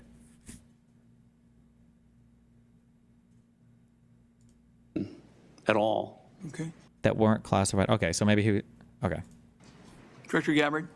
Senator, I have the same answer. I have not participated in any Signal group chat or any other chat on another app that contained any classified information. Yeah, and I just think it's important to follow through here. Would the two of you cooperate with an audit to confirm that that is that is the case? I'm gonna have to go ahead and check with my boy T-Man with Trump first on that. So I'm not gonna say yes or no. Will they? What will they say? I have no objection. Oh, okay. Senator, I'll certainly comply with any follow-up that the National Security Council would deem appropriate. But again, to be clear, the use of signal message end-to-end encryption applications is permissible and was, in this case, used permissibly, at least to my understanding, and in a lawful manner. The seriousness of this is so clear. That's why I want to have an audit, and both of you gave me an answer indicating that you would be open to that, and I appreciate it. Director Patel, you weren't in this particular group chat, but have you participated in any chats on unclassified phones with other administration officials relating to national security, and if so, on what other topics? Thank you for your question, Senator, and not that I can recall. Okay. Director Gabbard? Thank you for your question, Senator, and not that I can recall. Thank you. Thank you for your question, Senator, and not that I can recall. Okay. Director Gabbard? Thank you for your question, Senator, and not that I can recall. Okay. question I have for you, Director Gabbard, involves this question of Elon Musk wasn't going to see the military's China war plans because he said he, quote, has business in China and he would be susceptible perhaps to that. That was his comment. So as DNI, you're responsible for security clearance policies across the government. Under your watch, how are you going to go about carrying out this obligation? Because I think it obviously is a very significant one in terms of American national security. Thank you, Senator. As you know, the Office of the Director of National Intelligence provides oversight over these different 18 intelligence elements. Leaders within those elements are empowered with that responsibility to uphold the trust that the American people have placed in them. In this example that you cited, both Secretary Hegseth as well as President Trump completely denied the assertion that Elon Musk was going to receive any kind of classified war plan brief pertaining to China or any other country. So on the question of whether the president has the prerogative to get clearances is really the area that I want to touch on, because you're formally responsible for security clearance policies, and that's why I'm asking about it. So can a president decide who gets the clearance? Yes. So what about your role? You're formally responsible for security clearance policies. That is also true. So how do we resolve it? The president just gets his way. The elected president and commander-in-chief has the authority to provide a security clearance to those who he deems necessary. Mr. Chairman, and to the ranking member, I think we have to have a further discussion on this and figure out what the ground rules, are. I think it's clear. Does he not know how security clearances work? The director says. I just think we need more clarity, because I think you have the formal responsibility for security clearances, and now we've heard that this somehow is going to be the president's. I don't think that's a contradiction. I'm pretty sure the president can declassify or classify or grant security clearance, I think, to anybody that he wants. I don't think that this is a power that is like expressly delegated in a unique way. The only exception to this, I believe, is in matters of, I believe, nuclear energy or nuclear weapons. I think that there is a special process or procedure that the president has to go through with the Department of Energy to get clarification there, or to get not clarification, to get something like declassified. But otherwise, I think the president can declassify or grant security clearance to whoever wants, I believe.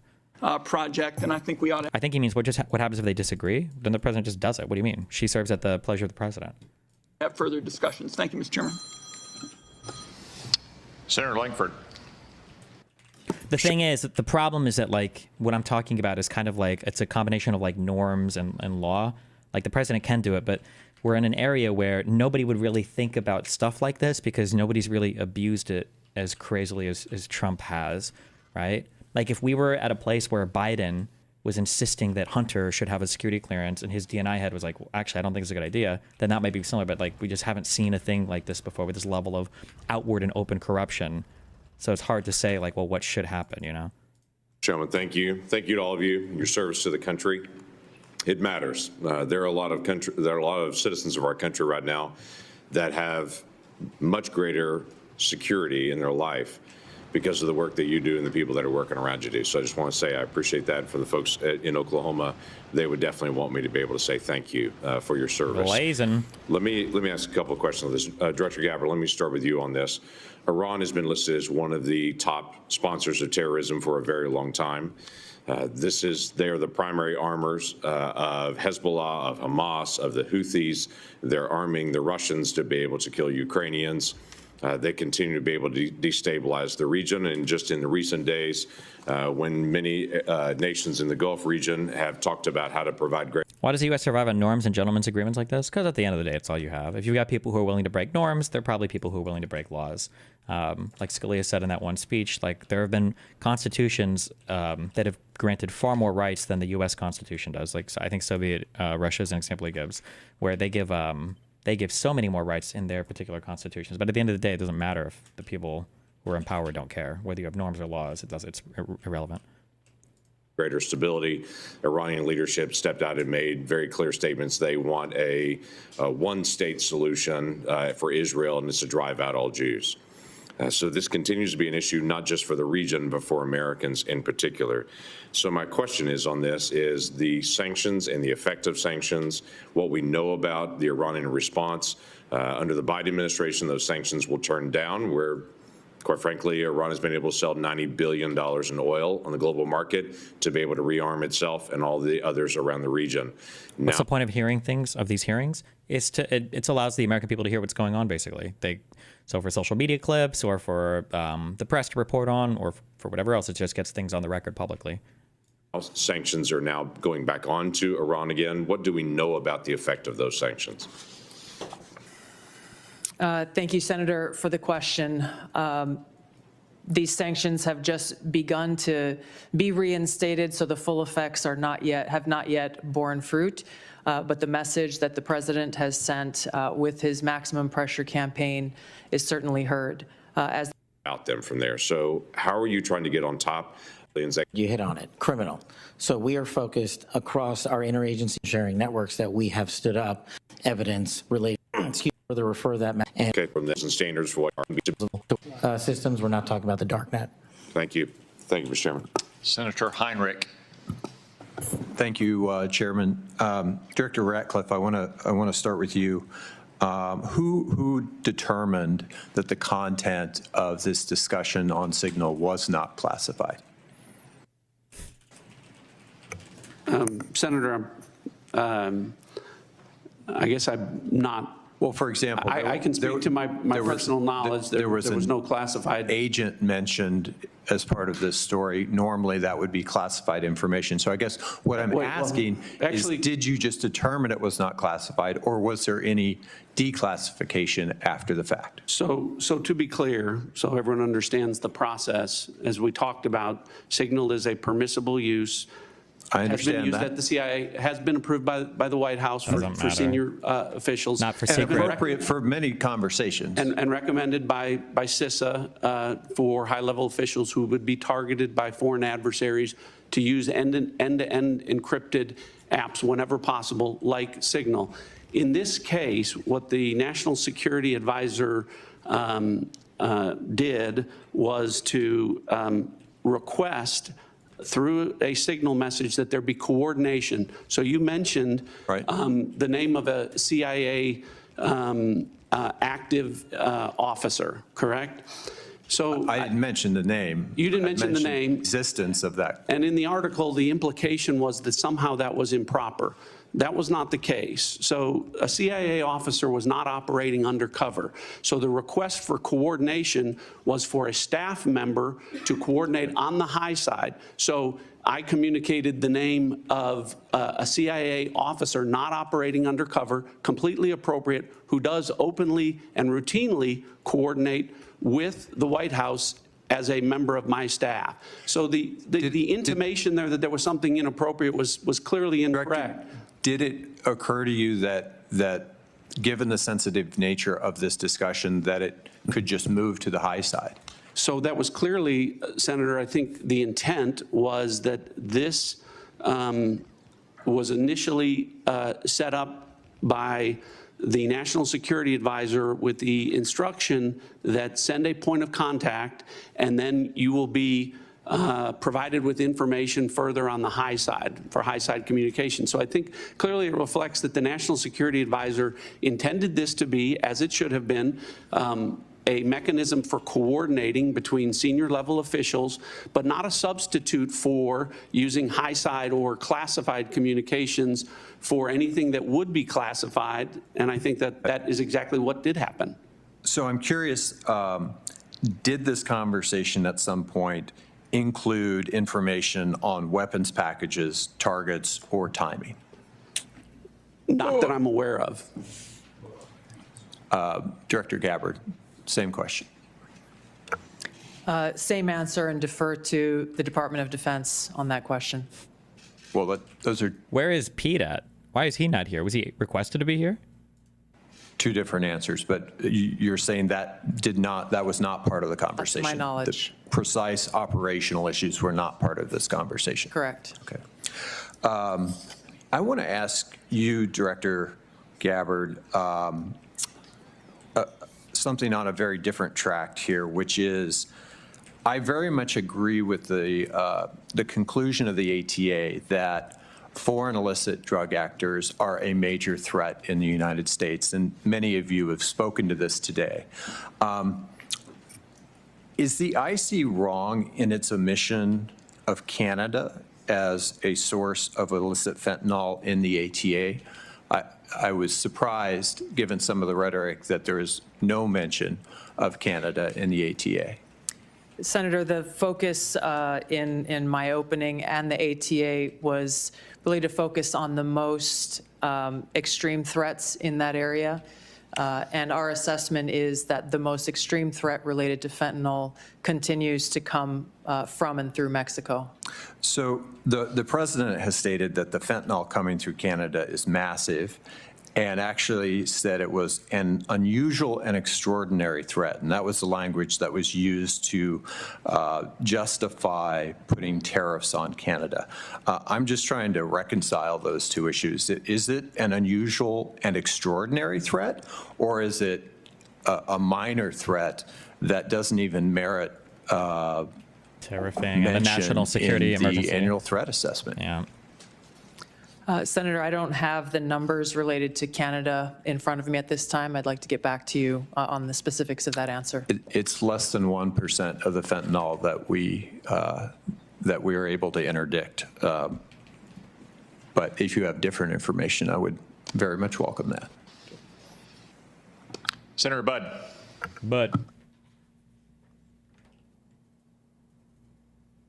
Thank you all for being here. And Director Gabbard, prior to your role here, we had a big storm in western North Carolina, and you were among those first from outside our state to show up. So thank you for your work there. Thank you for your ongoing work there and that of your family as well. It was good to see them when out in western North Carolina last week, so thank you. Director Hawk, so what do we need to do in regards to Volt Typhoon? There's a lot of pre-positioning that went on there. So where are we with that? And what do we need to do in regards to our power companies, whether it's generation or distribution, Duke Energy in my home state, or even the rural electric co-ops? What do we need? What have we learned? And what can I tell them? Senator, 99% of the critical infrastructure in the United States is unlawful. Have proven to strengthen the protections of Americans' Fourth Amendment rights. FISA and 702, I just want to clearly delineate between FISA Title 1.3 and 702 collection. We need to both ardently defend its use, but also ardently support reforms that allow the American public to entrust that those charged with those capabilities are not violating the Fourth Amendment or any other violation. Speaking to Title I, Title III, when it comes to U.S. persons, I have already included an amendment in terms of FBI language to make sure that when a U.S. person is targeted, that the FBI specifically is responsible for culling through all exculpatory information that is reasonably known and satisfying that burden and stating it in the application. When it comes to 702, Senator, some of the biggest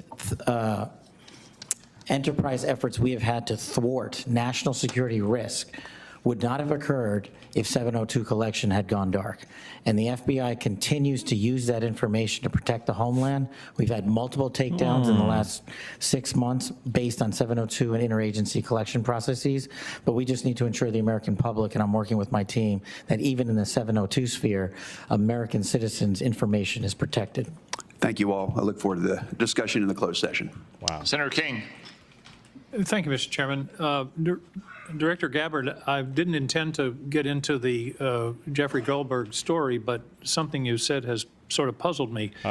According to open source reporting at 11:44 on the morning of March 15th, Secretary Hegseth put into this group text a detailed operation plan, including targets, the weapons we were going to be using, attack sequences, and timing. Okay, And yet you've testified that nothing in that chain was classified. Wouldn't that be classified? What if that had been Who knows? You made don't know. public that morning before the attack took place? Senator, I can attest to the fact that there were no classified or intelligence equities that were included in that chat group at any time. So, And I so the defer- attack sequencing and timing and weapons and targets, you don't consider should have been classified? I or defer were to the classified? Secretary of Defense and the National Security Council on that question. Okay. Well, you're the head of you're the head of the intelligence community. You're supposed to know about classifications. So your testimony very clearly today is that nothing was in that set of texts that were classified. I'll follow up on Senator Wyden's question. If that's the case, please release release that it all. whole text stream so that the public can have a view of what actually transpired on this discussion. It's hard for me to believe that targets and timing and weapons would not have been classified. Well, let me move on. You approved the. Okay, somebody, my SF-86ers in chat could correct me here. I think there's like 3 ways for stuff to become classified. So one is through whatever process some agency decides that some material is classified that's already been released. It could already be unclassified, but they decide it's classified, number one.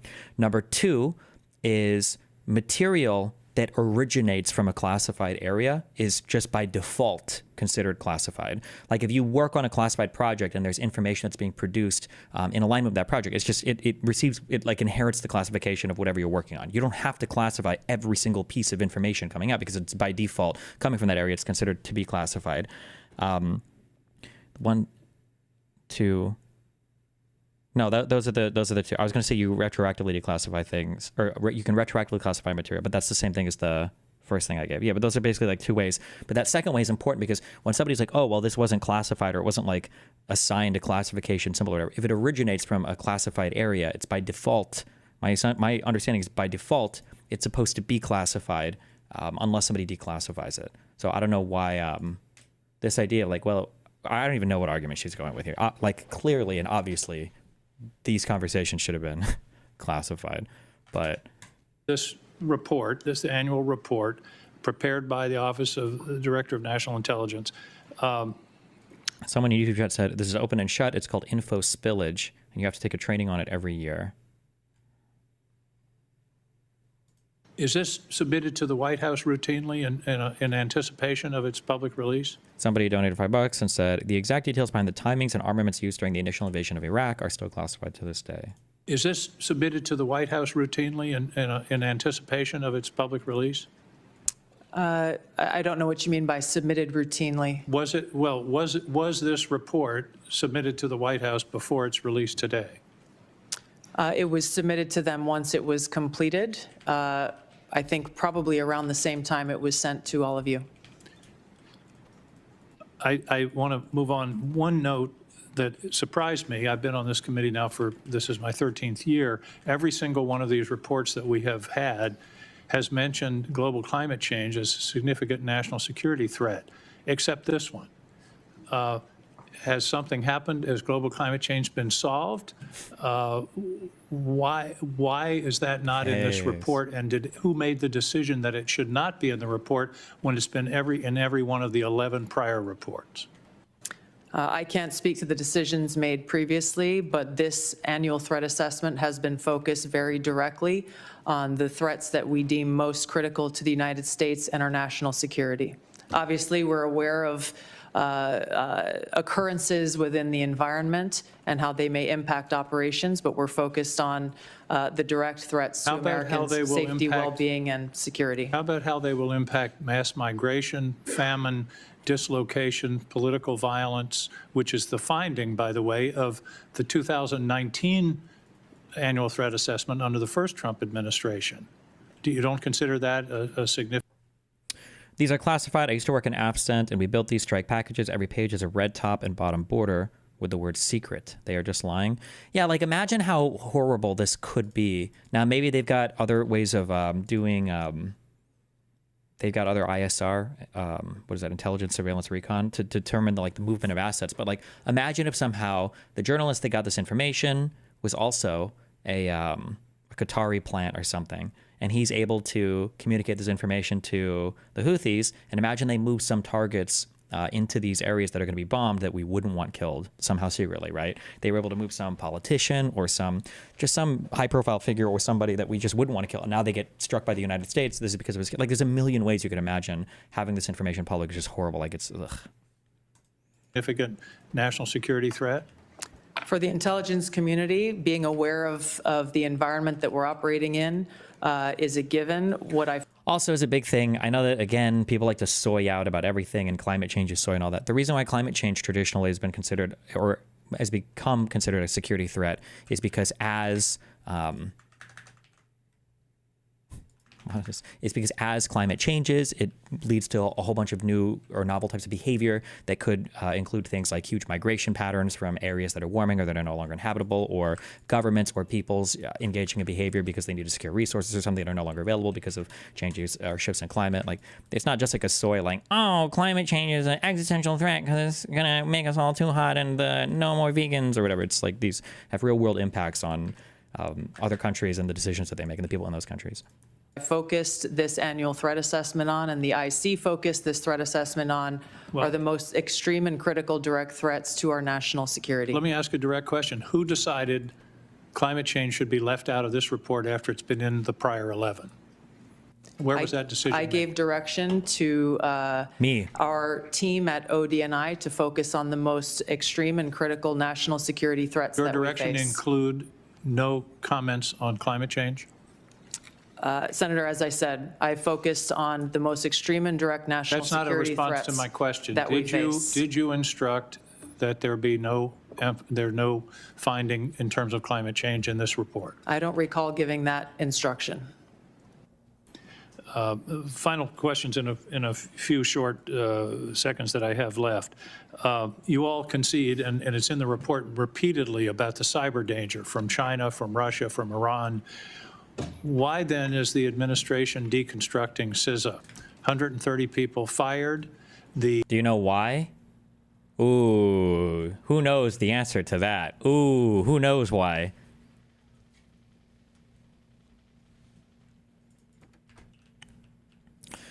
CISA, C-I-S-A, I don't even know what it stands for, but I believe that CISA, they might have done two things or one of two things.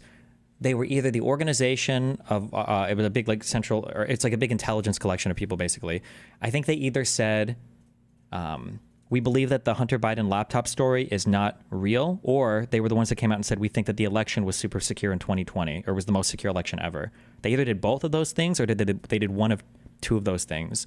And I think that ultra ass pained, I think Trump carries that with him to this day. Does anybody remember which one they were involved in? It might have been both. I wonder if I have this in my notes. Imagine if I can just look at my notes and it's just here. Search CISA. Oh my God. Yes. They were the ones that made the joint statement from Elections Infrastructure Government Coordinating Council and the Election Infrastructure Sector Coordinating Executive Committees. I think it was from this body where they said that this was this where the most secure election of all time, that quote came from? Yes, I believe. They quoted it, yeah. The November 3rd election was the most secure in American history. Right now, across the country, election officials are reviewing and double-checking the entire election process prior to finalizing the results. Yes, they were. Trump was ultra ass-pained about this one. And so we're all except most secure ever? How can you even know that? What? Most secure ever? General Hawk talked about the importance of public-private cooperation. That section of CISA seems to have been disestablished. What possible policy reason is there for undermining? Wait, hold on. Sorry, forget everything I just said. CISA. People are linking something else. Is there a different CISA? SZA? Is this a different thing? Oh, you're just linking some stupid fucking name. Never mind. Okay, good one.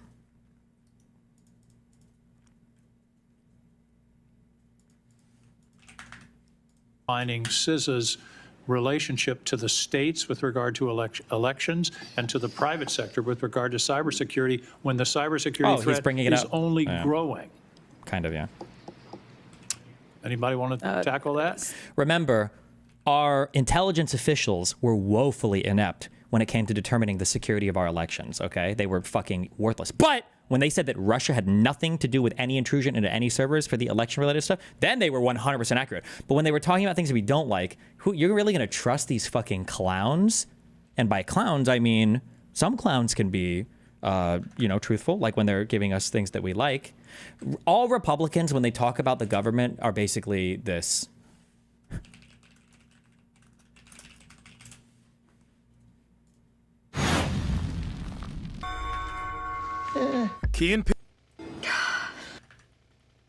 This is every intelligence agency, depending on if they're doing good things or bad things. I feel like Trump actually said it best accidentally. What was his quote? It was like, the news is fake, but the polls are real or something. It was just like, I won't speak for all of my colleagues here, but I don't believe any of us have any insight into those specific staffing decisions that have been made. Well, let me ask you this question. You've all found, the report has found explicitly growing cyber threats, including to elections from Russia, China, Iran.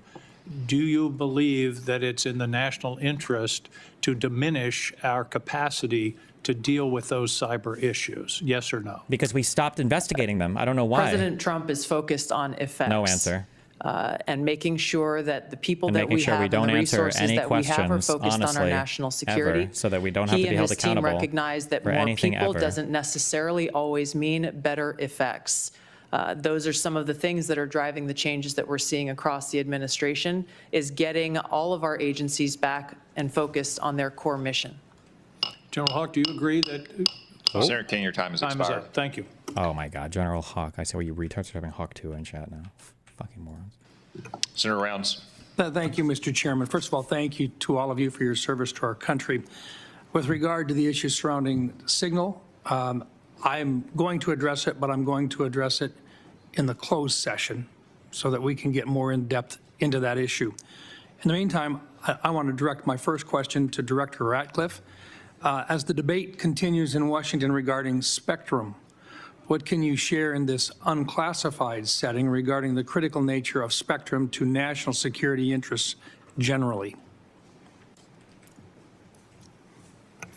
Thanks for the question, Senator.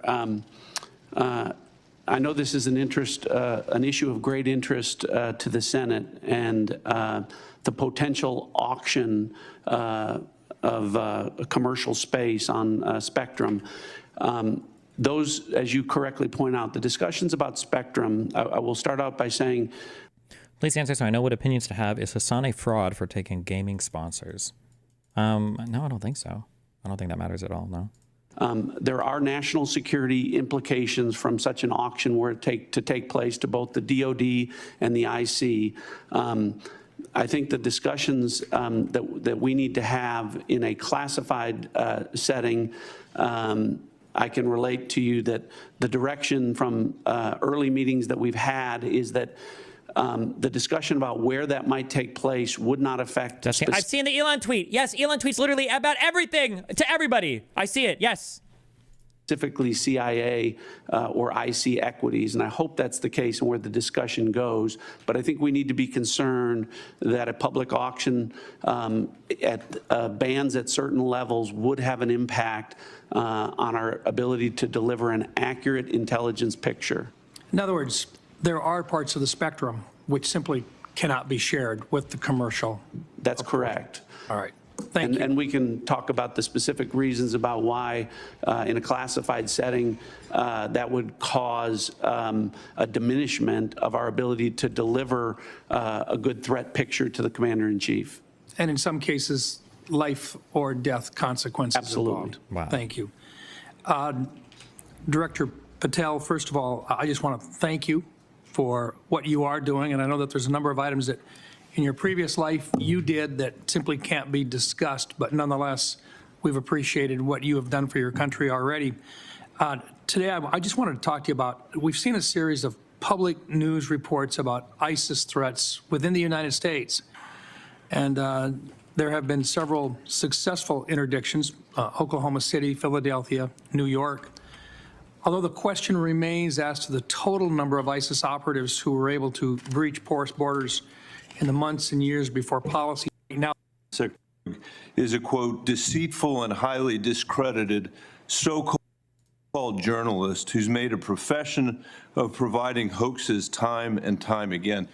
Do you share that evaluation, the Secretary of Defense's evaluation of Jeff Goldberg as a journalist? Senator, I didn't see those comments. Any targets that begin to move forward with. Thank you very much for holding this hearing, and thank you for being here.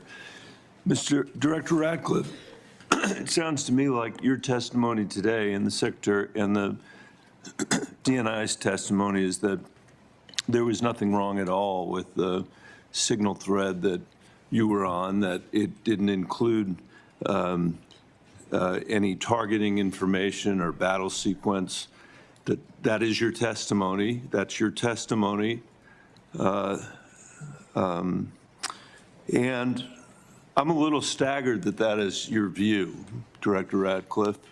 Does the CIA have any rules about handling of classified information? Yes or no? Yes. Thank you, Director Ratcliffe.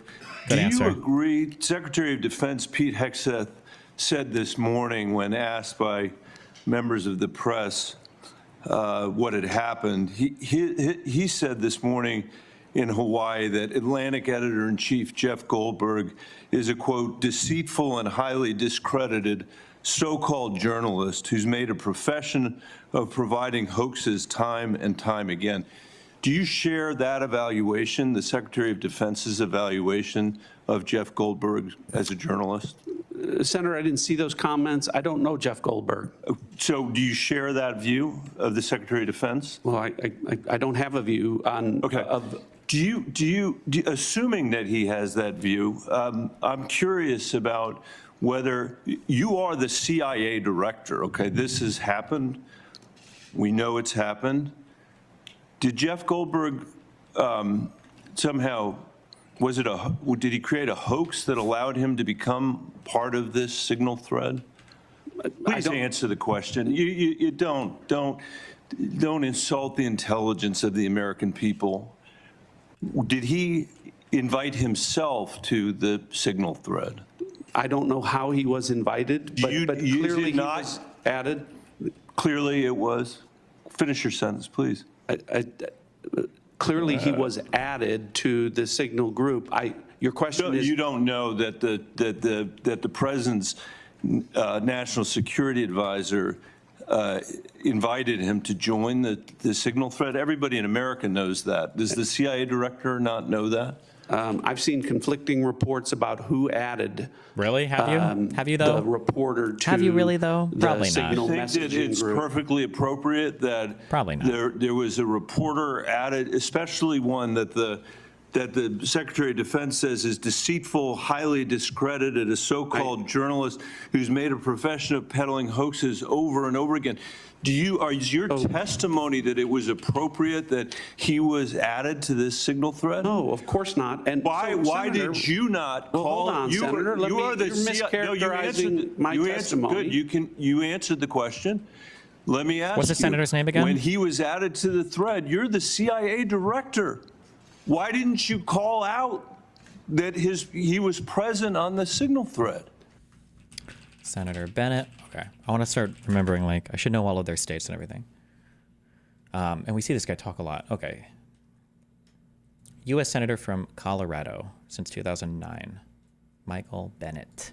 Senator Bennett. Okay. I don't know if you use signal messaging app. I do. Not for classified information, not for targeting. Ooh, he got him. Okay, so he knows a little bit. That's good. Yeah, you can use it for sure. Well, neither do I, Senator.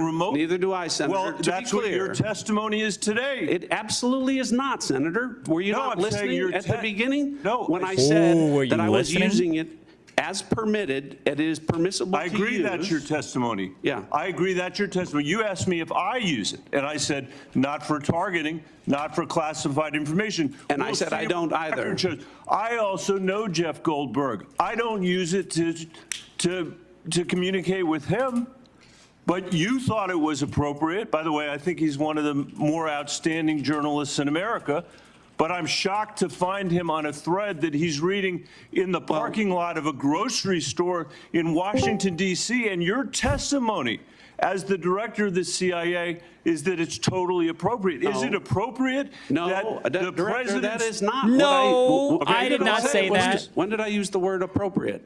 Well, go You said ahead, permissible, please. didn't you? Well, I didn't. That everybody in America. So clearly, there's nothing to Senator, see here is what your testimony is. No, I never said This that. is just a normal day at the CIA where we chat about this kind of stuff over Signal. In Yeah. fact, it's so normal that the last administration left it here for us.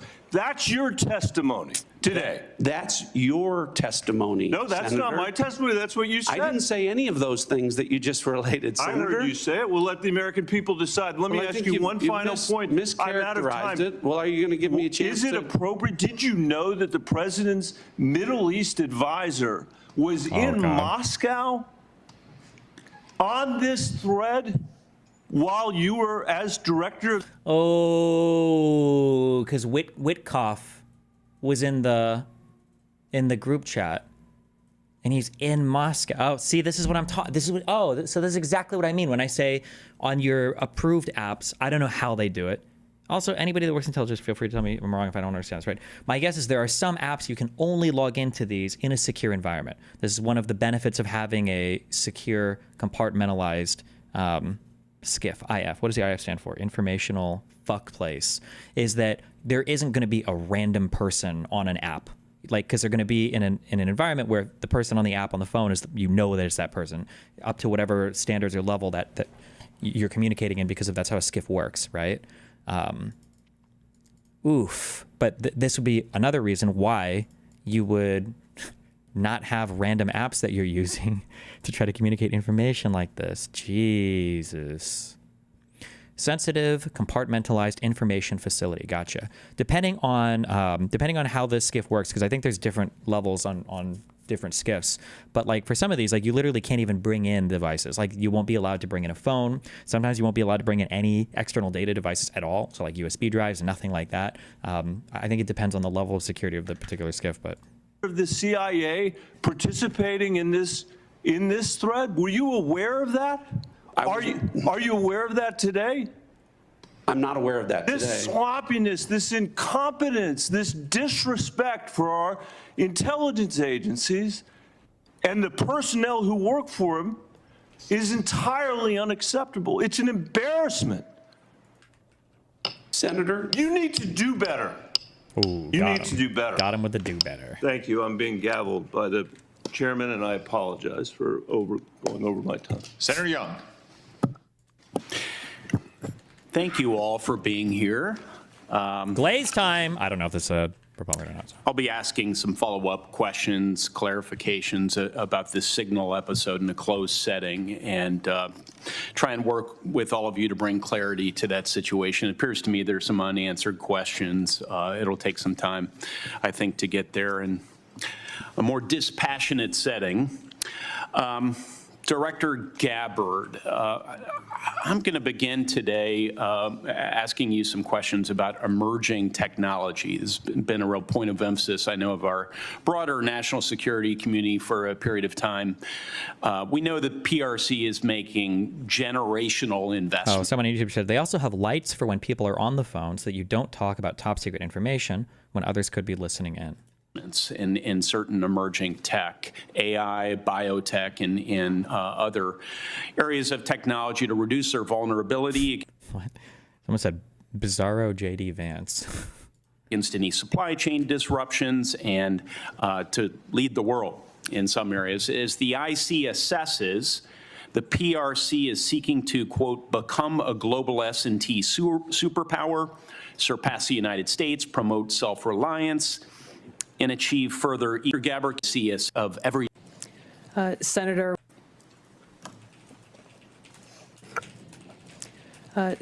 what we know is that they are trying to use these capabilities especially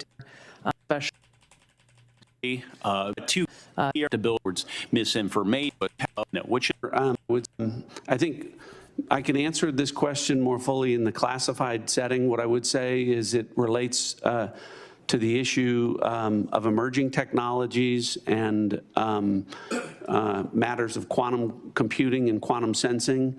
and our Quantum sensing. respect. See an area that, from our perspective, and how that To this question very briefly, that would be great. Senator, we're obviously aware of North Korea's. Apparently, the Atlantic guy has more stuff he's putting out. He should just release it all because they said there's nothing that's unclassified. So he should just dump all of it, right? Revenue generating by stealing cryptocurrency has had a significant effect on North Korea's. Oh, shit. Did we ever ask if those people that tried to rob Amaranth were North Korean? Capabilities. Again, close You get when you visit back signal chain and Mr. In nature, no classified information. So I want to ask each of you just a series of Wait. Let me use the restroom real quick. Hold on.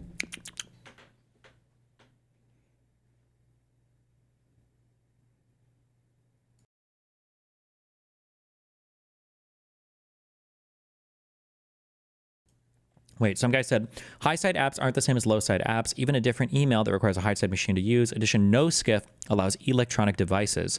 I've even been asked to remove watches. There are certain electronic devices that are allowed in. I know this because one of the times that your mom wanted me to fuck her without your dad knowing, she wanted to bring in a vibrating cock ring, and it was a massive one with a huge lithium battery. And because it was approved for banging your mom, they let me. I'm just kidding. I'm sorry. One second.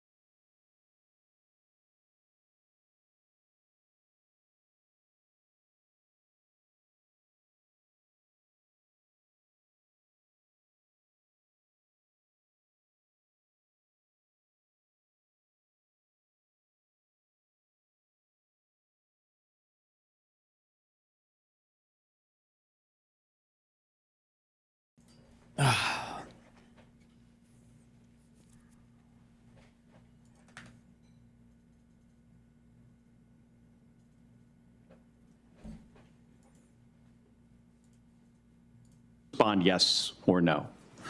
I'll start with Ms. Gabbard. In the signal chain that we have been talking about, was there any mention of a target in Yemen? I don't recall. I don't remember that. Don't remember. I don't remember mention of specific targets. Hey, Queen, Any my generic queen. target? I don't remember. Is Yemen a generic target? I don't recall.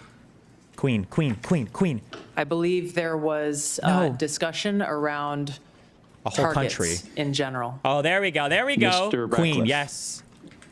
I think that's consistent with my recollection. that's what I remember, don't whatever she have said. Access to that. But Was there any mention, Ms. Gabbard, of a weapon or weapons system? Weapon system in I general. don't recall specific Yeah, weapons just in general. systems being named. I'm not talking about specific, any weapon or weapons system.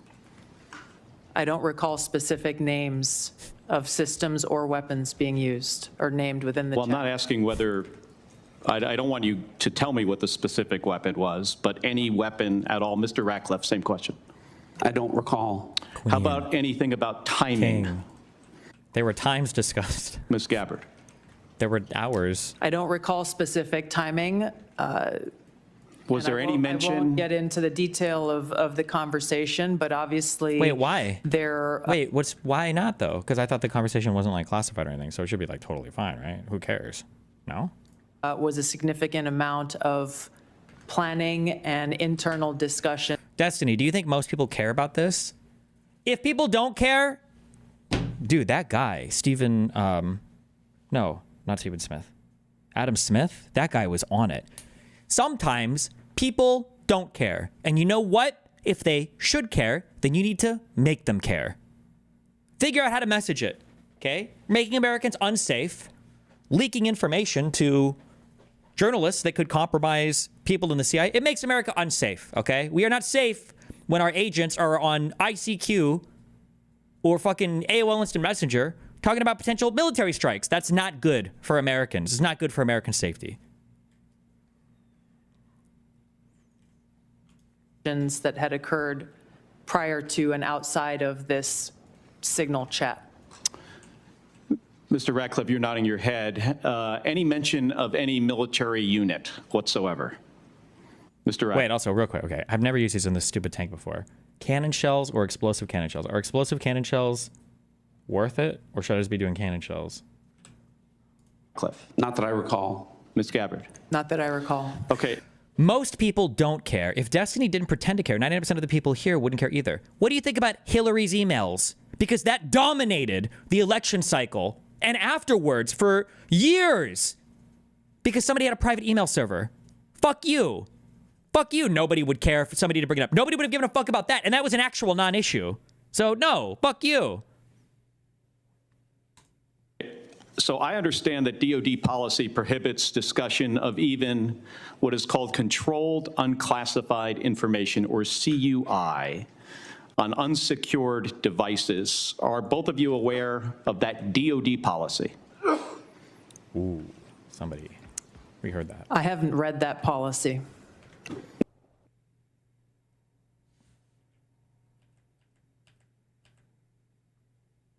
DoD policy prohibits discussion of even what is called controlled unclassified information, or CUI, on unsecured devices.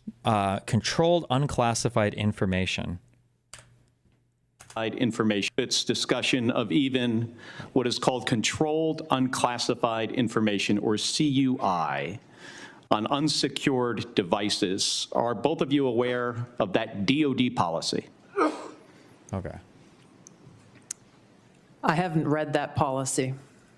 Not familiar with the DoD policy, but I would say that the Secretary of Defense is the original classification authority for DoD in deciding what would be classified information. Ms. Gabbard, does the intelligence community have a policy that prohibits discussion of controlled unclassified information? Yes. It does. Okay. Controlled unclassified information, according to DoD.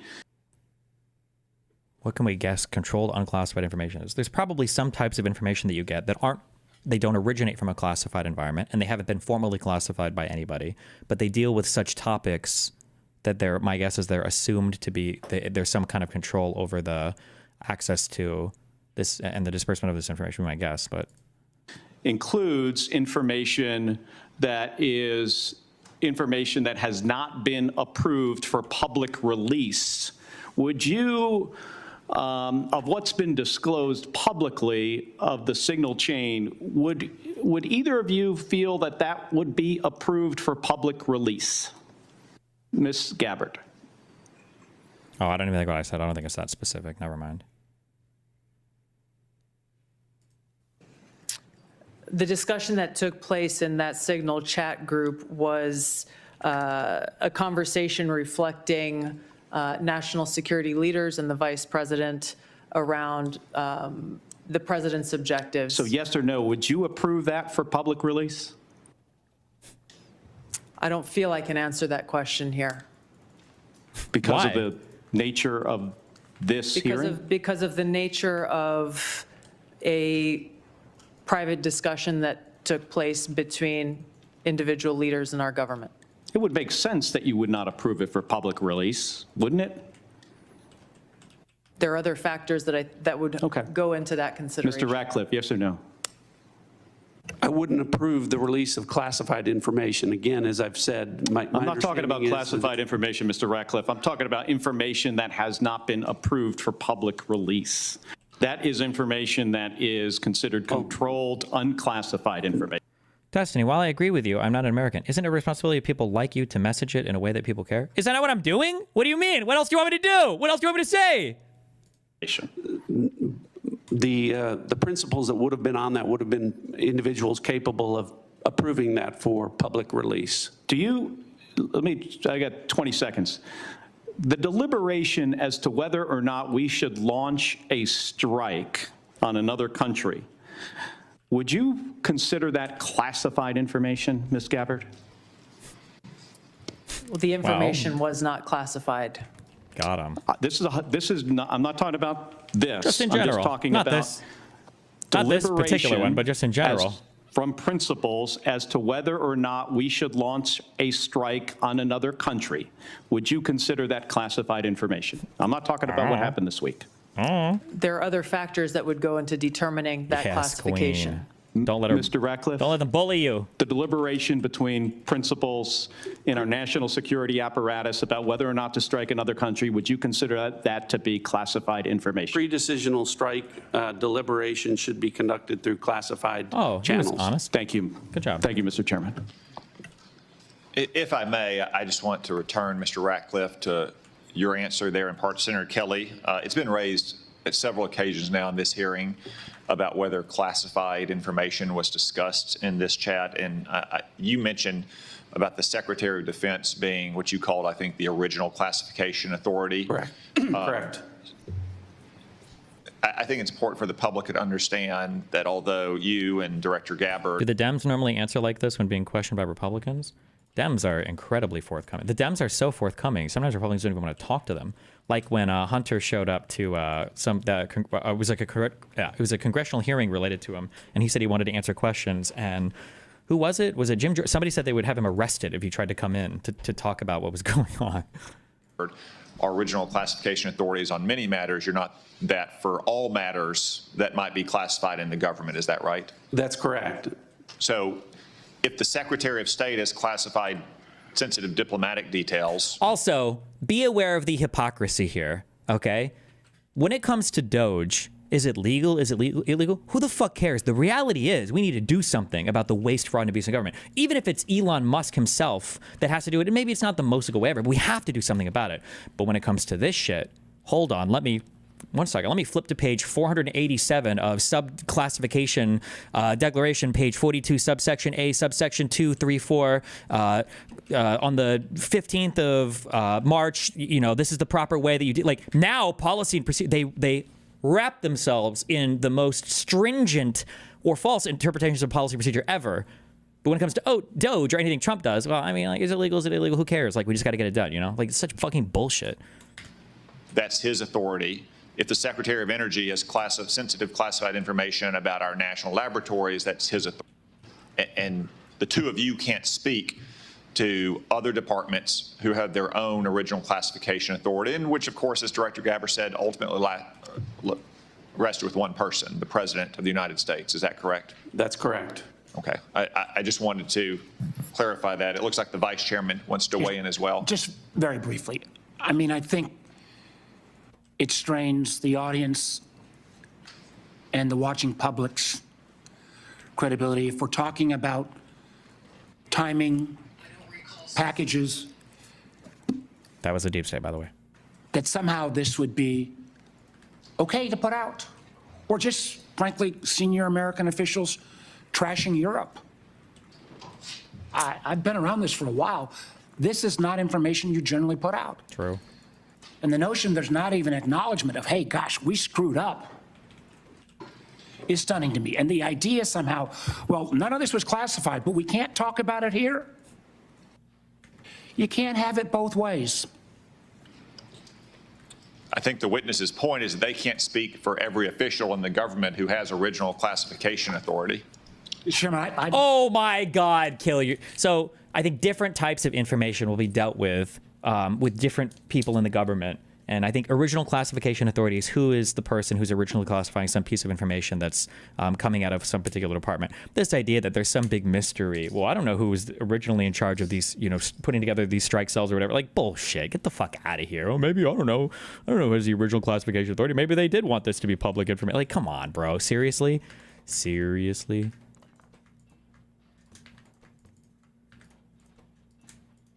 That's not what I'm No not one's trying to talking about litigate this. that. Yeah. I'm trying to litigate on the face unless, as Senator Bennett said, this reporter is somehow making this.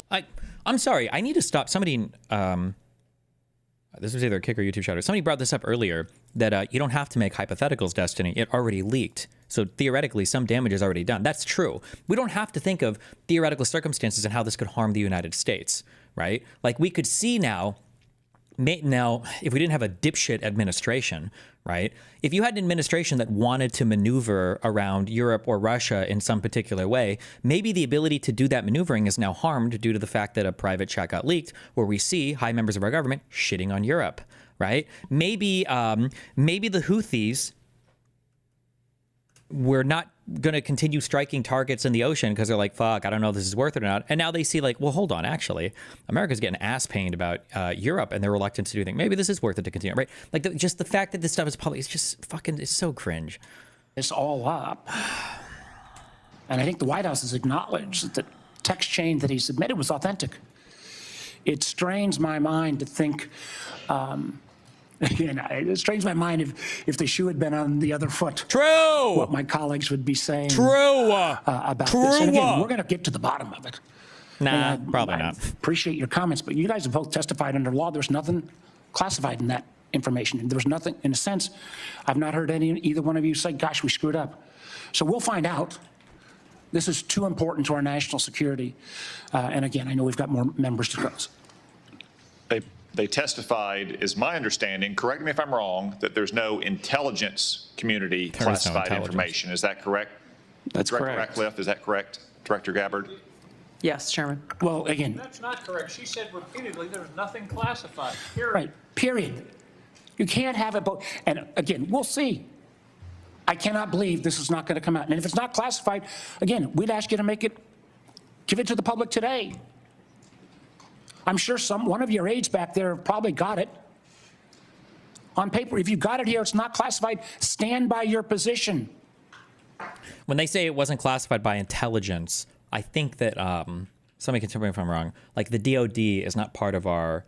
I don't know if it's considered part of our like intelligence apparatus, even though there is like Navy, Army, Air Force intelligence. I don't know if it's part of the intelligence apparatus. So Tulsi might be like threading a needle there where she's saying, it wasn't classified by intelligence, but it might have been classified by the DOD or something. And she should know this. Or that's just why you don't have these conversations, because you just don't risk it. You just wouldn't have these conversations outside of a secured area where other people know, Or is this just one more example of a careless approach to how we keep our secrets in this administration? Yikes. With apologies to Senator Moran.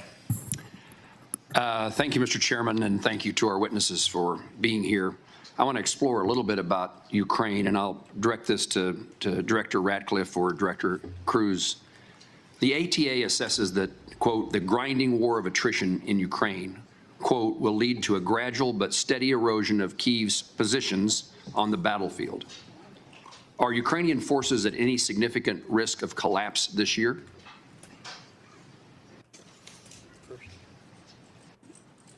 Go ahead.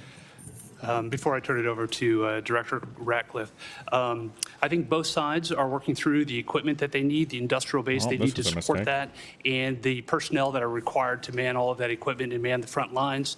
And as we see the battle space in the various portions, whether it's in Kursk, whether it's in any of the 4 oblasts, we see areas where Kyiv will struggle to prevent the slow attritional grind. We do not see an imminent collapse in any of the line of control battle spaces at this point. And then vice versa. That answers my question, unless you want to add something, Director. Whatever advantages in manpower and material they have, can Russia maintain its operational tempo without significant changes to how it's conducting the war? I think our assessment from a military perspective is that Russia has the ability to sustain its campaign longer than Kyiv would. Now, when that timeline hits, we do not have an assessment of, but I believe that if this were to go on for more than the remainder of this year, both sides would have a significant challenge maintaining their defense industrial base as well as their operational ops tempo. Longer than this year? That is correct, and they will each have difficulty at various points throughout.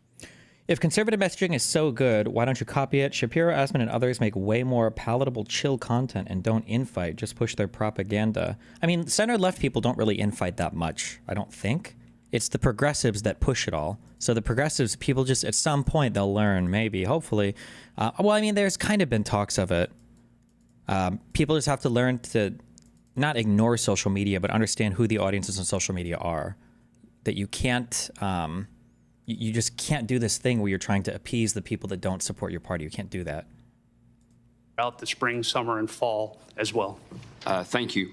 Director Ratcliffe, ATA says continuing the Russia-Ukraine war perpetuates strategic risks to the United States of unintended escalation to large-scale war and heightened insecurity among NATO allies.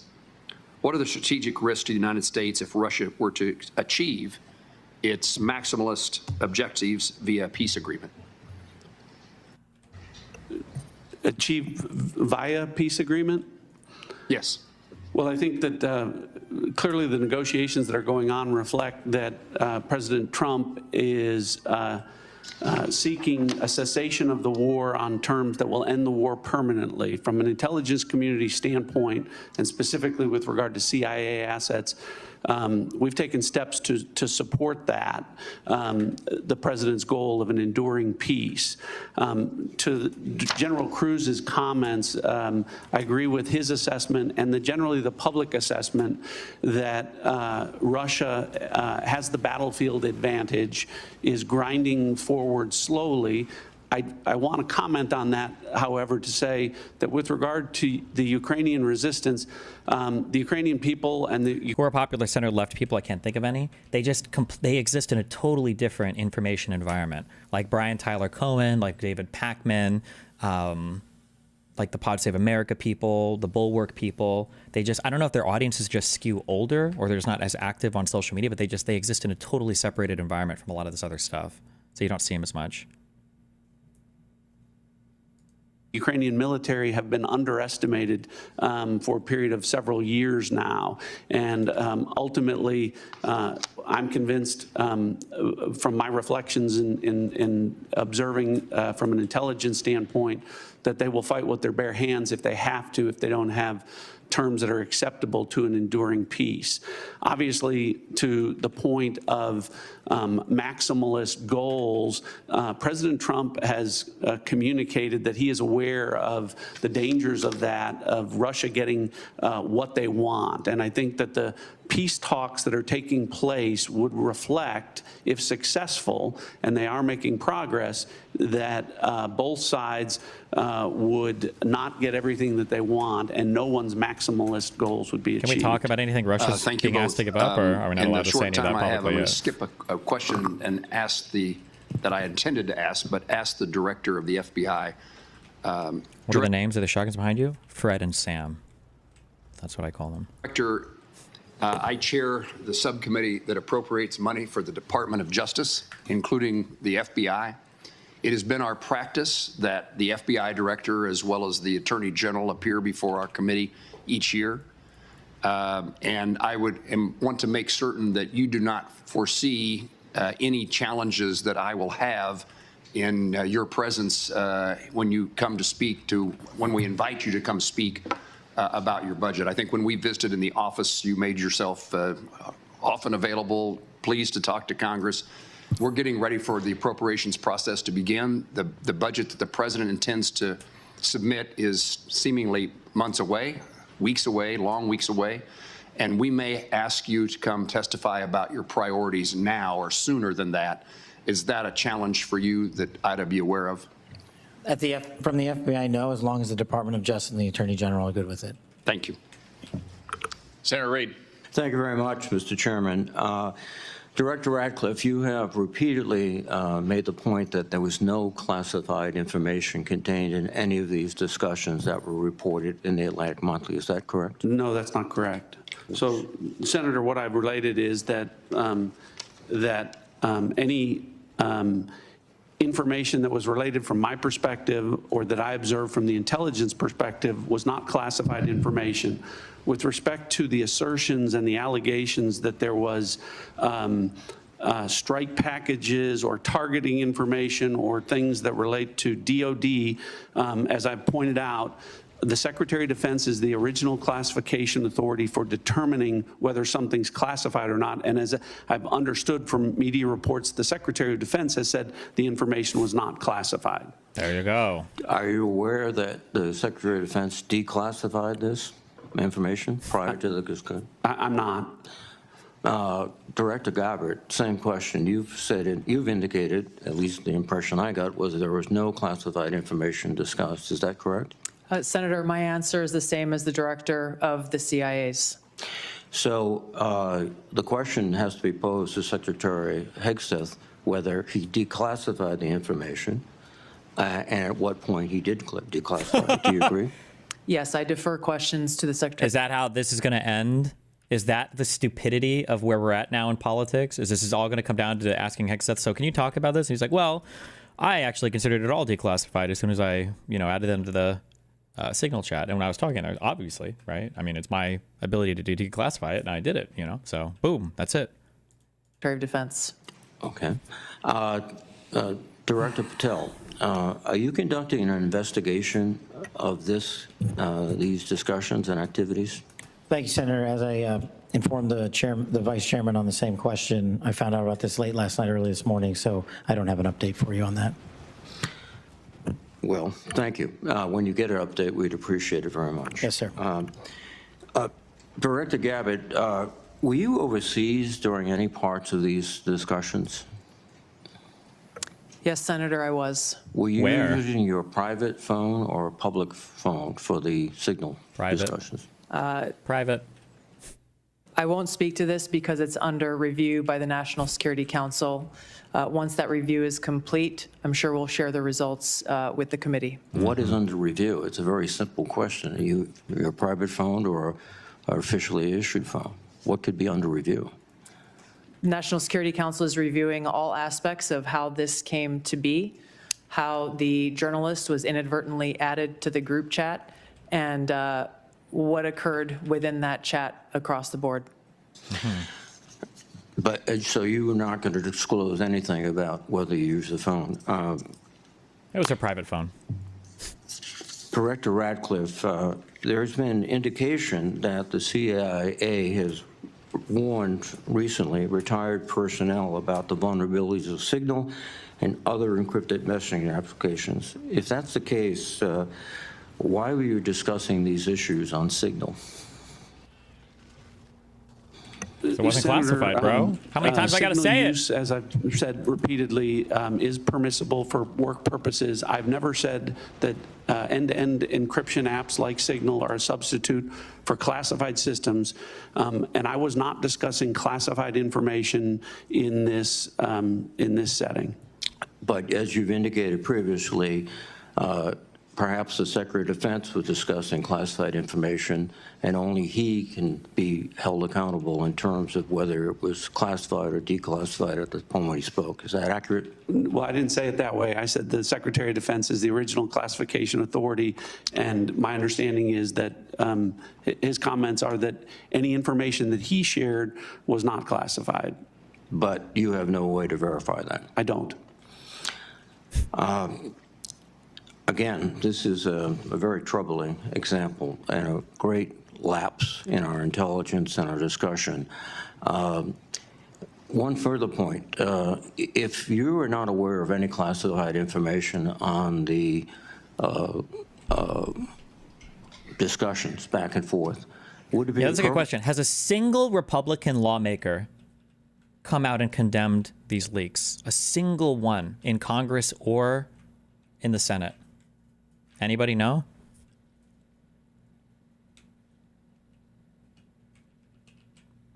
For the author to release the entire text of what he heard or transcribed?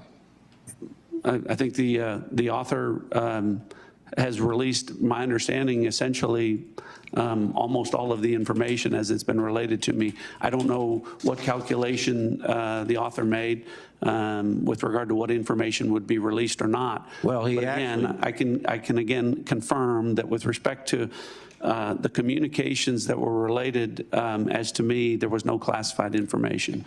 Destiny, you might need to be a little more black-pilled when it comes to stuff like this. Looks like the president decides everything. Bullshit! And Republicans don't believe that, and don't ever let them tell you that they believe it. This is one of my biggest disagreements that I had with Pisco. Because remember, when Biden was president, that's when the documents were in his office, right?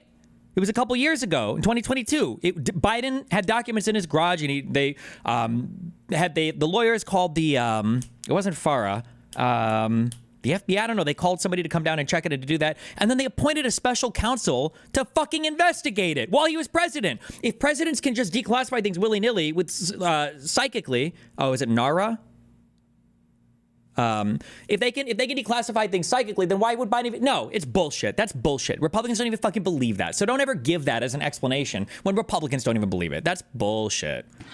According to the article, quote, the message contained information that might be interpreted as related to actual and current intelligence operations, and the author did not disclose that information. So the question would be, if he disclosed everything he heard, in your view. That wouldn't be classified information. I know the context of what that is, and I think the author said might be interpreted as related to intelligence information. It was not classified information. So it goes back to my point. If he released all this information he did not release. He was VP at the time of the docs, and he wasn't supposed to take them in the first place. You don't know that? You have no fucking idea. They were discovered in his house when he was president, period.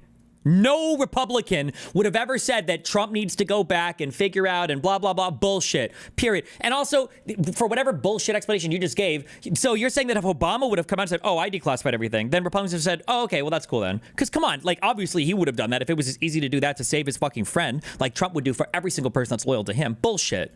He could do so without any liability at the federal level. I think you're asking for a legal answer that I'm not able to give you, but. Mr. Patel, can you opine? You're a lawyer and you're the director of the FBI. Would he face any legal liability if he released the information? Because of the questions you and the vice chairman have put to me, I'm not going to prejudge the situation, and that legal call is ultimately for the Department of Justice. Thank you. Thank you very much, Mr. Chairman. Senator Ossoff. Thank you, Mr. Chairman, and thank you all for joining us and for your service. Just to make sure I understand some of the basics here. So, Director Ratcliffe, you were a member of the Houthi PC small group signal chain, correct? I was. Yeah, and so were the Vice President, the Secretaries of State and Defense, the National Security Advisor. Go look it up. They said they had them for 7 years. What I'm telling you is that it doesn't matter. The only reason they know that is because of an investigation afterwards. If this was related to Trump or the Republicans, they would say, what right do you even have to investigate? He's the president. He can literally declassify things whenever he wants, no matter how he wants to do it. You would have never even known. He would have just found classified material, like, oh, whatever, that's mine. And then boom, and then it'd been done. They would have never called any investigative body. They would have never called anybody to check the dates on anything. If it was a Republican, that's what they would have went with. And Ms. Gabbard, correct? I believe so. I don't have a list of who was invited to be on. And so was national political reporter Jeffrey Goldberg, correct? I don't know that. Yes, you do. I don't know Jeffrey Goldberg, and I've already testified. I don't know whether or how he was added. Okay, well, he was a member of the signal chain, and the discussion included the Vice President's private opinion on the wisdom of proposed U.S. strikes in Yemen, correct? Maybe, I don't know. I don't recall. Vance, quote, I think we are making a mistake. I am not sure the president is aware of how inconsistent this is with his message on Europe right now. There was a strong argument for delaying this a month. I don't know. What do you want me to say, bro? You don't recall? I don't know. I don't, as you don't recall seeing that? Read that. I don't. It included the private opinions of the Secretary of Defense on the timing of strikes in Yemen, correct? I don't recall. I don't remember Ratcliffe, anything. surely you prepared for this hearing today. You were part of a group of principals, senior echelons of the U.S. government, in now a widely publicized breach of sensitive information. You don't recall whether the Vice President opined on the wisdom of the strikes? That's your testimony today under oath? Yeah. In that setting, I don't recall. Problem. Here's what Secretary Hegseth said, quote, waiting a few weeks or months does not fundamentally change the calculus. Two immediate risks on waiting. One, this leaks and we look indecisive. Two, Israel takes an action first or Gaza ceasefire falls apart and we don't get to start this on our own terms. Your testimony is you don't recall the Secretary of Defense sending that message or reading it? I recall there being an exchange. I don't recall the specifics as you're reading it. Well, let's put it this way, Director Ratcliffe, a discussion by senior U.S. officials on the timing and risks of a proposed military campaign. This is the director. This is the CIA director, right? This is the CIA director, the director of the Central Intelligence Agency, okay? Just has no fucking idea.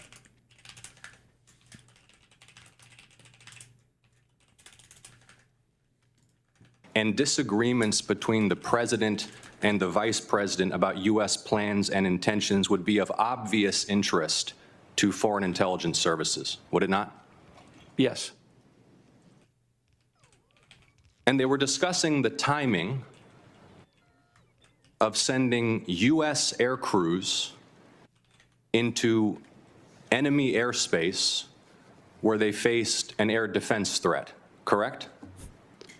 I'm going to, Senator, defer to the other principles that you're referring to about what the meaning and the context of what they were about the timing of U.S. Remember that when the head of the Secret Service couldn't answer every single detail of how a particular operation was set up, that she might have not even had anything to do with planning, all right? For somebody who, at that time, wasn't even in office, right? She was fired before that investigation even finished, okay? But for this guy who was the director of the CIA, who was in the fucking chat, to not have any idea or know anything or whatever, there will be no repercussions for any of these people, unless they end up being a fall guy for the admin, but probably nothing for any of these people. Like, it's... U.S. airstrikes, correct? Yes. Yes, and therefore the timing of sending U.S. air crews into hostile airspace, correct? Yes. And therefore the time period during which enemy air defenses could target U.S. air crews flying in enemy airspace, correct? I don't know that. You do know that. Let me ask this question, General Hawk. You lead America's signals intelligence collection. Would the private deliberation of foreign senior officials about the wisdom and timing of potential military action be a collection priority for you and the U.S. intelligence community? Senator, it's our job to do indications and warning for both the plans and intentions of adversary leaders and for military commanders. And would not information about the timing of airstrikes allow a military to pre-position or cue air defense systems to shoot down enemy aircraft? Pre-watching. Oh, no.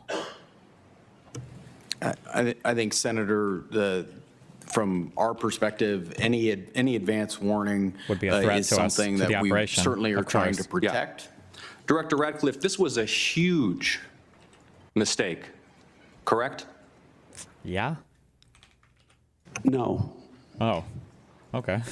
Based! A national. Oh, he wasn't ready for it. I wasn't ready for that answer. Oh, no. He's like, wait, what? National political. on. No, you Let me hold answer. on. No, The Director answer- the Radcliffe, reason I I asked you say a yes or no- no question, and now you'll hold on. A national political reporter You can characterize it how you want. was made privy The White to House has made sensitive information clear about that there imminent was an military inadvertent operations against a mistake, foreign terrorist an inadvertent organization. mistake of adding a reporter. And that wasn't a huge to a mistake? seal. That wasn't a huge mistake? Well, I think they characterize This is it an as a mistake. embarrassment. This is utterly unprofessional. There's been no apology. There has been no recognition of the gravity of this error. And by the way, we will get the full transcript of this chain, and your testimony will be measured carefully against its content. Thank you, Mr. Chairman. I thank the witnesses again for their appearance today. I sense the vice chairman has something to add. I do. So I will recognize him briefly. Well, again, I thank the witnesses. But what you're saying doesn't make sense on the face of it. Everybody knows, at least Director Radcliffe, you had the courtesy. Can I just say one prop I will give to the Trump admin? Thank God that we got rid of fucking DEI, so we can only hire the most qualified individuals to these offices, not retarded women or people of color. Although it's funny because there's a retarded person of color and a retarded woman on this panel. But like, thank God we got rid of DEI, and we're only handling the most qualified, the most astute members to these cabinet level positions. Thank God. Courtesy of acknowledging you were on the chain. Director Gabbard wouldn't even touch that, even though we've got our initials. And if you want a comparison, think back to the beginning of the Ukraine war, when the United States, in concert with our then ally, the United Kingdom, declassified a lot of Putin's battle plans that allowed the Ukrainians to push back successfully on the Russian invasion. How was that? That was gone through a real process of declassification.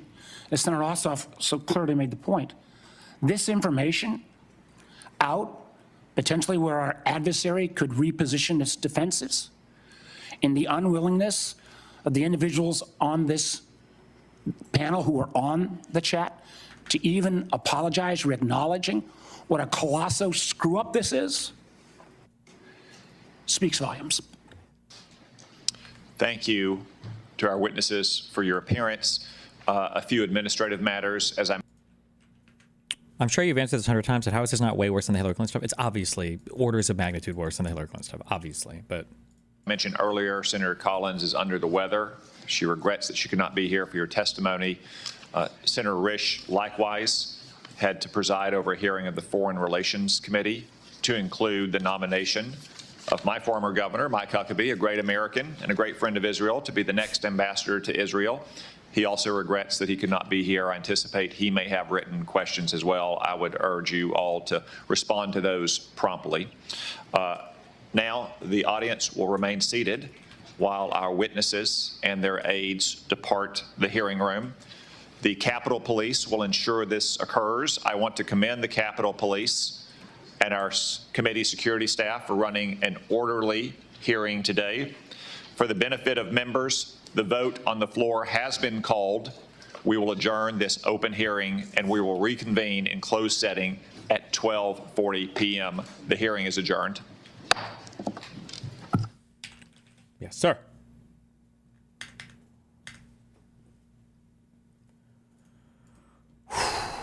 Jesus.